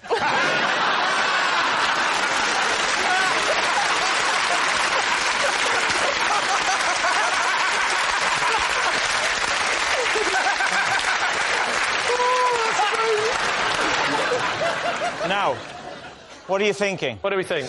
I don't know. I don't think it's true. What do you think, Rachel? I think it's false. OK, my team says it's a lie. I have to go with a lie. OK, so lie. Ray, truth or lie? It's a lie. Rather than use a flannel or a sponge, I wash with an orange.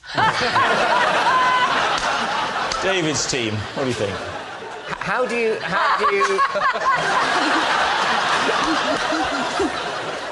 use the orange? Well, I mean, you know, citrus fruits are...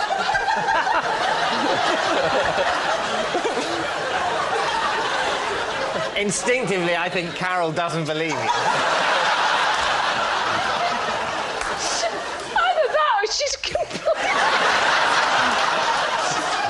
Look, I mean, citrus fruits are known to be very good for your skin. So if you cut an orange in half and you use it on your face, the citrus goes into your pores. You use both halves like that? Absolutely.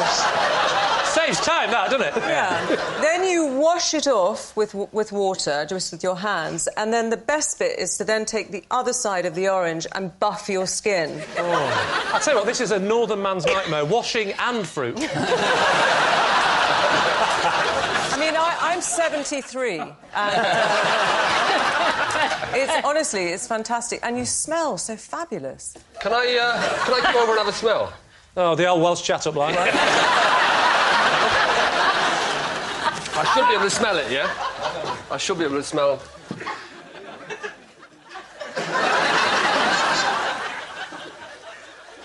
The best evidence, of course, is before she started doing this, she used to have black hair.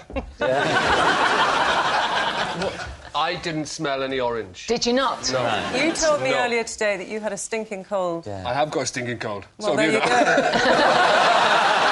I didn't realise you had a blocked nose. Allow me. Orange. There are so many exfoliating creams that have orange or citrus in. None of them are an actual orange, though. You know, I've seen shampoos with coconut in, but I've never actually washed my hair just with a coconut.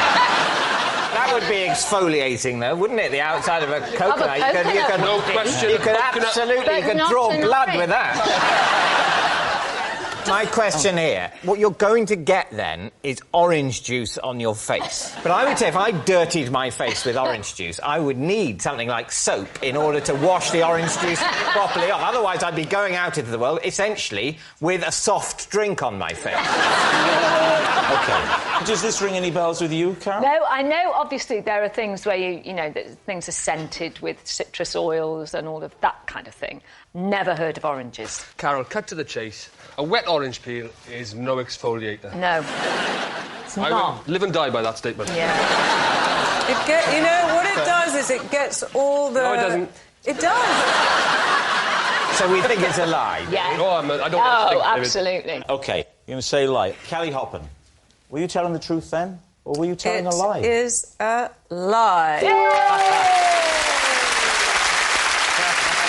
Next round is called This Is My, where we bring on a mystery guest who has a close connection to one of our panellists. Now, this week, each of Greg's team will claim it's them that has the genuine connection to the guest, and it's up to David's team to spot who's telling the truth. So please welcome this week's special guest, Gareth.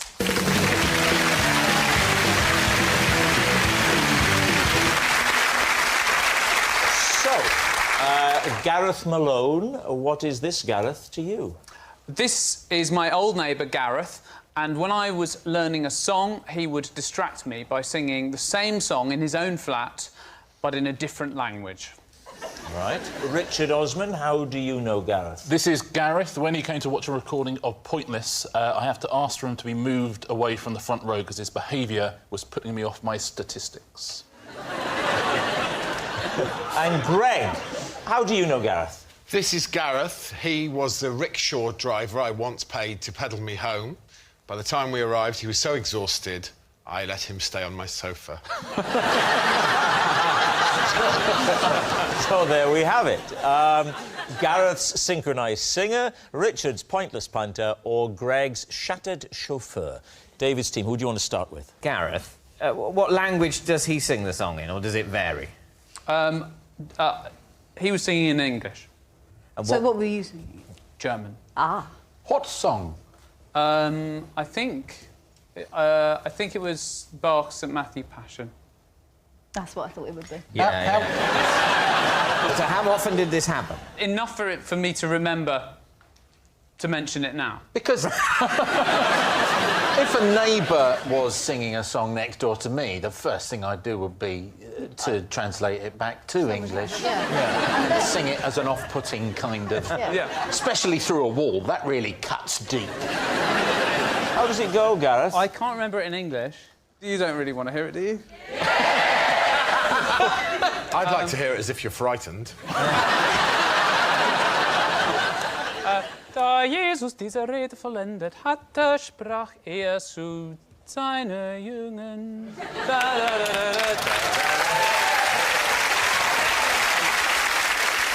And he was singing exactly the same song, the other side of a wall. Yeah, I mean, actually, I think upper semitone. So he's your got some neighbour. post. He's also called Gareth. Yeah. He's singing the same song in a different language and a semitone difference. Almost unbelievable. Now, Richard, what was the behaviour in the front row that Gareth did that was pulling you off your stat? I sit very close to the audience on Pointless, where my little desk is, and there's an audience very close to me. Xander is further away for contractual reasons. But lots of people come and see Pointless regularly, and they know if they turn up early, they can sit in the front row, and Gareth is one of those people. And there's a trick that people in the audience here, I'm sure if you've been to lots of shows, know that there's a way of getting yourself on a TV show which is laugh in an unusual way. Sorry.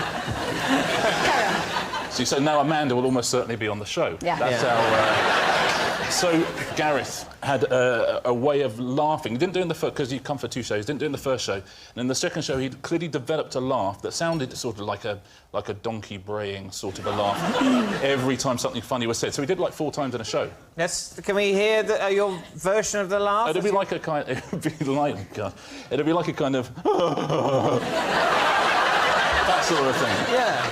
And I could hear it all the way through, and so in the first recording break, I said to the floor manager, could you get him moved to the back? Yeah, can I ask a question at this point? How did Gareth react? Because if we were to pick somebody here and say, sorry, could you go and sit over there, they might be upset. I mean, how did he take it? No, floor managers are very good. They always just say, for camera reasons, we need 3 more people at the back or something like that. You see, they do he all wasn't the time. Told what the reason was? No, of course not. How do you think he feels now? Well, yeah. He literally came up to me about 3 days later and said, I know why they moved me. They moved me because I was doing that laugh. And I said, yeah. In what context did he come up to you 3 days later, and were you alarmed? During a recording, he sauntered up to you while you were halfway through reading out some information and went, by the way, Richard, I know why I got moved the other day, and I know why security are coming for me now. No, of course not. We have all little recording breaks and stuff like that. Right. OK, so during a recording break, he went, I know why I'm laughing normally now. All right, David, what about Greg? So, Greg, tell us your story. Not your whole life, you know, just a rickshaw bit. I had a very big celebration in the centre of town. Oh, what? What reason? I was celebrating leaving teaching. OK. So I had a very big celebration just after my last night at school. OK. Which it was ludicrously big. OK. You emerged from the bar in question, Yeah. a little worse for wear. I was offensively drunk. A rickshaw? Yeah. Why? If I'm honest, I was showing off. It'd been a day of showing off. How far did you have to take Gareth? He had to take me from central London to Hounslow, which is... Hounslow? Yeah. It's something like... It's just shy of 10 miles. How much was it? It was £163. How long did it take, roughly? I mean,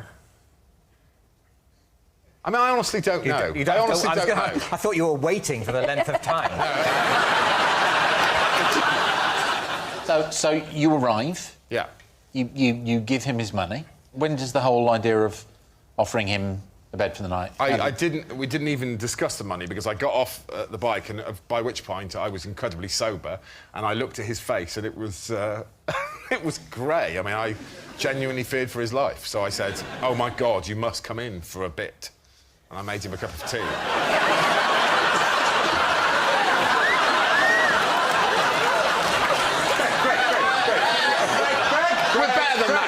Yes, we're better than that. Where did he put his rickshaw? Is that Very personal. How did it progress from the cup of tea to the sleeping? Because honestly, I was sober by the time I got home. He didn't say cup, but he said, would you like to come in for a bit?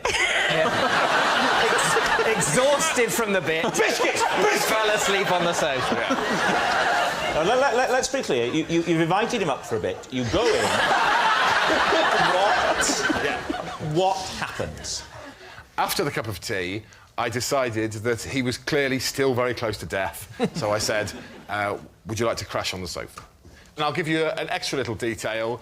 As he went past my front garden, he said, what is that? Because I had set fire to my teaching outfit before I'd gone out. When my friends first came round, and there was half of a trouser leg left. And Gareth saw it and went, is that half a trouser leg? Has someone spontaneously combusted? So, we need an answer. So, David's team is Gareth Malone's synchronised singer? Is he Richard's pointless punter? Or is he Greg's shattered chauffeur? I've got a horrible feeling he's the pointless punter after all of that. You think pointless punter? Yeah. See, I'm thinking rickshaw driver. Yeah, the detail that Greg was giving was... The detail of the burnt trouser leg is... That was like he'd forgotten himself and he was getting into his story. Yeah. Oh, this happened. I'm really excited. But you're discounting Gareth altogether. Oh, completely, yeah. OK, so you're going for the two tall guys there, the two lanky dudes. Hey! You know what? We're just two guys. We're just two people, all That's right? what we are. The two lampposts there. So, David, what are you going to say? I'm going to because I genuinely. You're abstaining. So I'm going to go with the team captain's final decision. If I had a gun to your head, though, Amanda, and don't rule it out, who would you go for? Greg. You'd go for Greg, all right. Or Richard. What do you think? I think Greg. You think Greg now? Oh, no. We'll say Greg. They're saying that it is Greg. Gareth. He's a pointless contestant. Would you please... I've taken your answer. Would you now observe the rules of the game and please treat this with a little more respect? Gareth, would you please reveal your true identity? My name is Gareth, and I once distracted Gareth.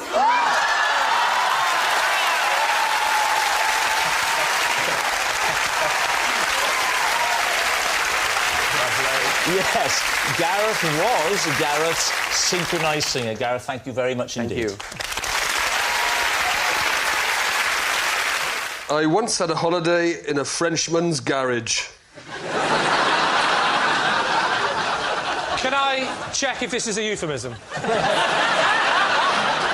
Seriously, how old were you, roughly? I don't mean go. Oh, 17. 38? 30... Oh, this is quite recently. When it happened? Yeah. So you're 38, right? Yeah. You're in France. Where was the garage? France. Whereabouts in France? Northern France. Whereabouts in northern France? Brittany. In Brittany. So you ended up in Brittany. Southern Brittany. Southern Brittany. Okay.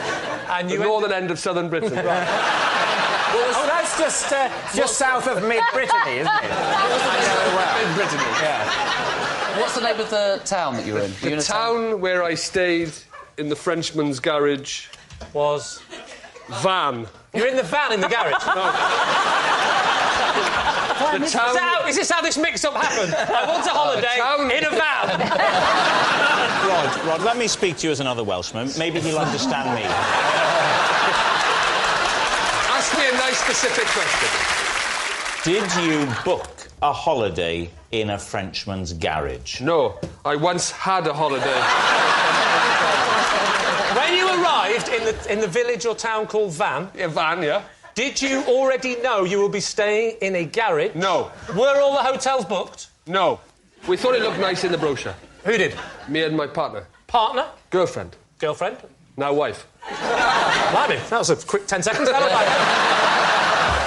OK. So you were going to Van... We went to Van. Right. Went to a tourist information place to... Because you hadn't booked anywhere? We hadn't booked anywhere. I'm with you. Right. What happens at the tourist information place? They said, what about this place? And we said, that looks nice. Lovely. It's a house with a nice pool. Lovely. Looked nice in the picture, Yeah. so we went there. So you got there. And when you got there... It was A garage. The house was nice, but we were in the garage. Was the garage decked out to look like a room, or was it just spanners and... It looked like a room with a canoe on the side and a fuse box. Am I old before my time? But yes. At 38, you don't go on a crazy, we're not going to book where we're going. At 38, you want to know where you're going. We've got this nice, I'm with you, comfy Hal. room. You know, if it is true, you totally deserve what happened to you. I didn't say I didn't enjoy it. So you liked the sort of... It was a deliberate rough No, it was a and tumble disaster. How long did you stay for in the garage? 2 weeks. You stayed for 2 weeks? How much did you pay? It was very reasonable. I'm surprised! Did it have any windows in the garage? No. And you said there was a swimming pool?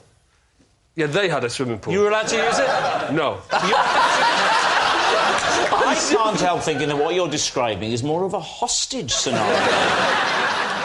And what about Mrs. Gilbert? She wasn't Mrs. Gilbert then, but how did she react? Because she's looking at you, Rod, the tall, strapping, handsome Welshman, what everyone dreams of. And you whisked her there. Was there not a little part of her that died that day when she saw what you expected her to She wasn't very well, if I remember rightly. Was it carbon monoxide or exhaust fumes? All right, Lee, it's a complex tale. What do your team think? Absolute lie. It's a lie? Absolutely.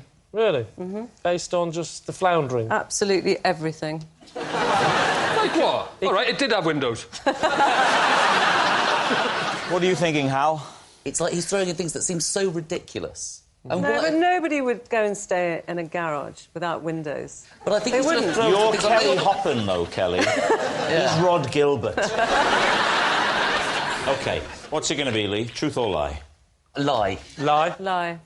Lie. I think it's true, but I'll go with my team and say it's a lie. You're going to say lie. OK, Rod. Garage holiday in France. Truth or lie? Garage holiday in the Frenchman's garage in Van. True.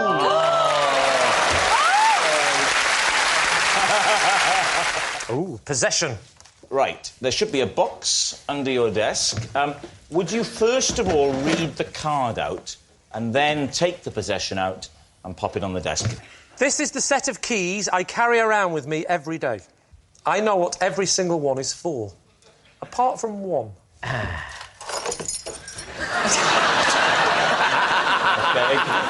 Box back on the floor. Just take us through the set of keys, Lee, in your own time. Please don't feel you have to rush. It's not say in his own time. It's all of our time, really. Yes. Isn't it? But, OK, carry on. So, now, I've got 3 keys that look very similar, so I have to put those little things on to give you the different colours. And these colours help me a lot, because that's for the blue door, that's for the green door, and that's for the yellow door. Yes. Now... I'll never forget, because the blue door is blue, the yellow door is yellow, and the green one is my next-door neighbour, Shakin' Stevens. Yeah. And, what lies behind those doors? So that's my front door key. Yeah. And that's blue. Genuinely is a blue door, my front door. OK? The green one genuinely is my next-door neighbour's key, but it isn't Shakin' Stevens. Yeah. I'm not an idiot. It's Howard Jones. And the yellow one is the key for the door at the back of the house. Now, this one, that's the key for the front door, the bottom lock. What do you call that? Bolt. Yes, I wish I could.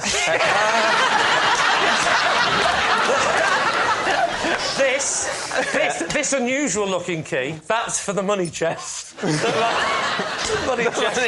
That's for a small tin that we keep some money in. Right. And some things that we don't want the kids to see.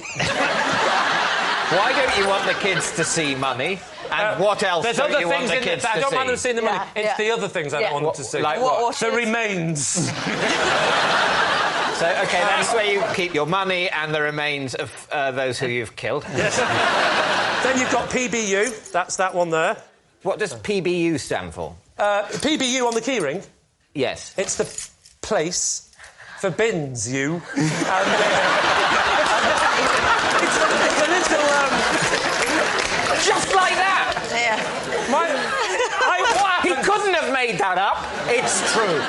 we've got one of those outside little shed things you're supposed to put the bins in, so make it look tidy. And my wife constantly comes out and says, "There's a place for the bins, you!" And to help me remember, that's the key, I put PBU on the thing. So you give yourself the job of remembering the night before the bin men are coming to go out, unlock these bins. Every time you go to put some rubbish away, you unlock the bin. No. This is none of this. Because the shed that the bins are kept in doesn't have the lock, the gate leading to the shed that the bins are. What's going in these bins? My wife basically thinks more of the bins than me. Then we've got this little baby here. Oh, this tells a story. This one is for the safe. But the safe, bizarrely, it was already in the house and it's behind a picture. How exciting. The key has never fitted. We never know what's in the safe. Now, what is the picture in front of the safe? The picture in front of the safe? Yeah. Oh, that picture. You know the safe that doesn't exist? Well, there's a picture that doesn't exist in front of it. This is the bit. It's obviously a painting of your bins. This is the bit.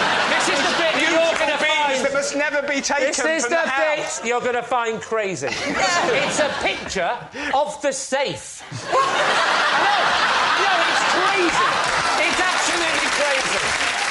And this, David, is the key to your heart. It's not. That is to the side passage. And it's quite annoying. It's quite annoying to get through the side passage because I have to open the gated community to the bins, and that takes me through to the side passage, which I open. And that's all the keys apart from this one. Do you know what that one's for, Fiona? Nobody knows.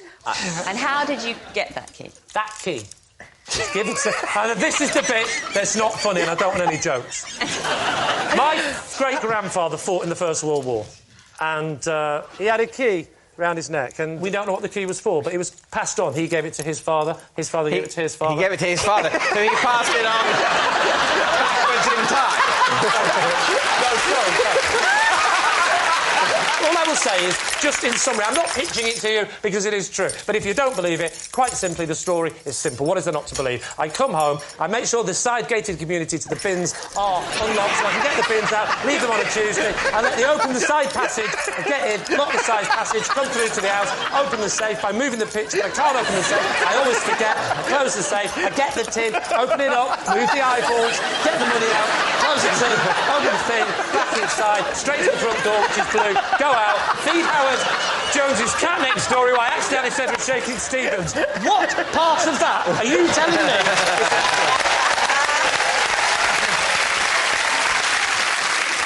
So what are you going to say, David? What does your team think? I think we're going to say it's a lie. Saying it's a lie. Lee! Was it the truth or was it a lie? It was a lie. I once invented a language so I could speak to my sister in secret. I even gave this language its own name. What's the name of the language? It is not a word that you will have heard of, and the word is cushion. Cushion. What? Yeah. So like cushion, but cushion. Yeah. And could you say something in cushion? Yeshk. What? Could you say something more? Is that what yes is in cushion? I didn't claim that the language was sophisticated. I would say you're arbitrarily adding a sort of shk sound. So do a sentence. OK. Ashkamench... Ashk amshk. It's obviously been a long time since you... I lost claim in Joshking, the experience of what I lost to you. You sound like the chef on Sesame Street. If it's so simple, what did I say then? Yeah. You said I am loving the experience of what I like. No, I didn't. I said I'm largely enjoying the experience of what I like to you. So it looks like it's not as simple as you live.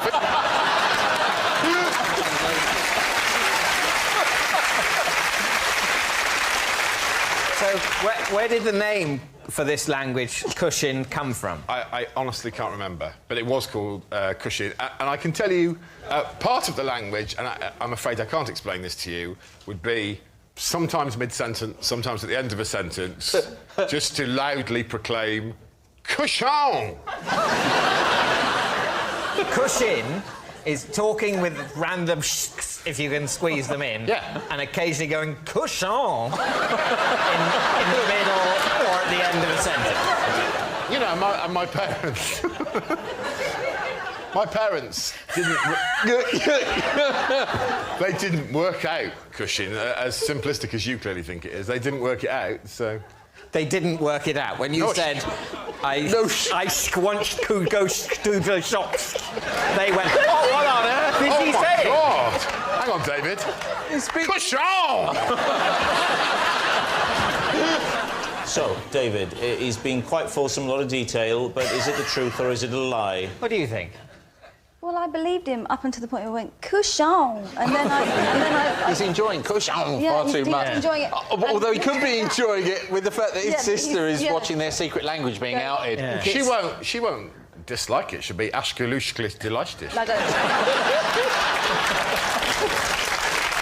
I don't. And that, my friends, so far is the biggest cushion of them all. It's not inconceivable, but it is unlikely. What do you think? Truth or lie? Lie. Lie, let's do it. Lie. You're saying it's a lie? OK. Greg, truth or lie? Ishk, washk, telishk, the trushk. Oh!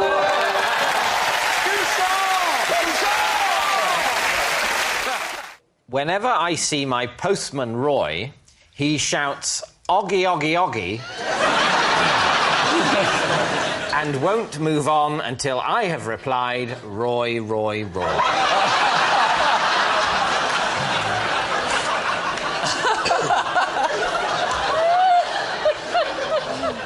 Does he only do this when he's at your door or if you pass him in the street? It's whenever I see him. Whenever you see him? Yeah. So obviously I try and avoid him. Is he a very friendly person? He is friendly, but What's his name? His name is Oggy. No, Roy.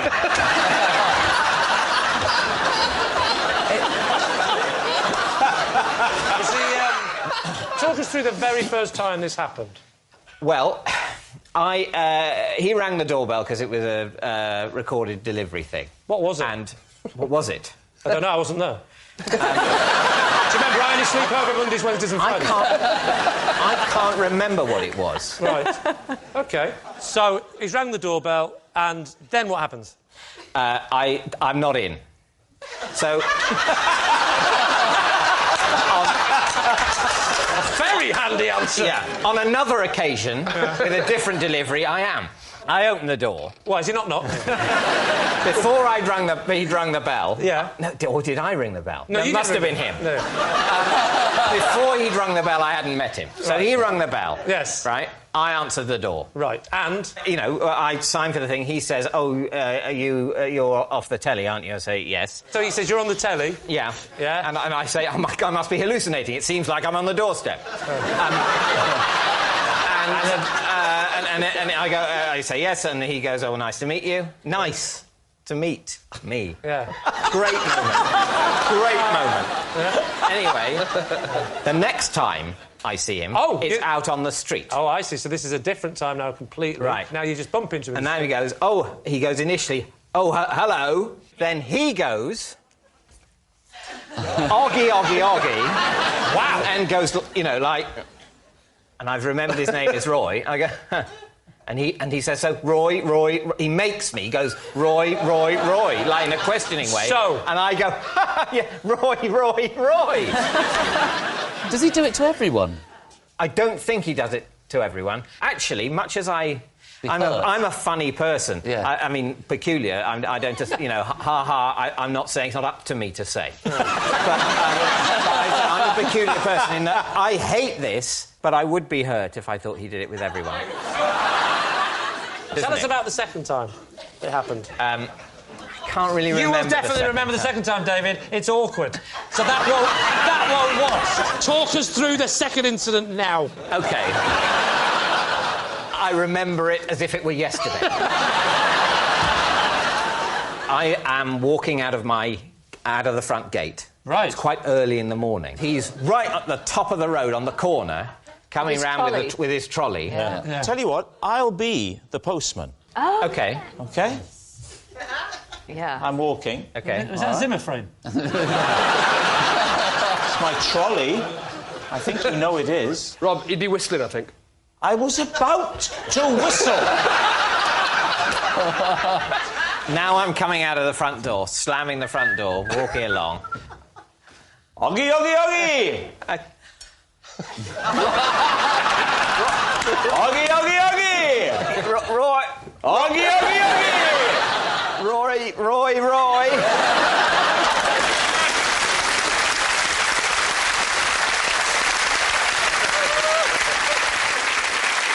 So, what are you thinking? I really haven't got a clue, but I think suspect it's a lie. it's absolutely lie. It's got to be, hasn't it? Definitely. Yeah, I think it's a lie. A lie. OK. David, truth or lie? It is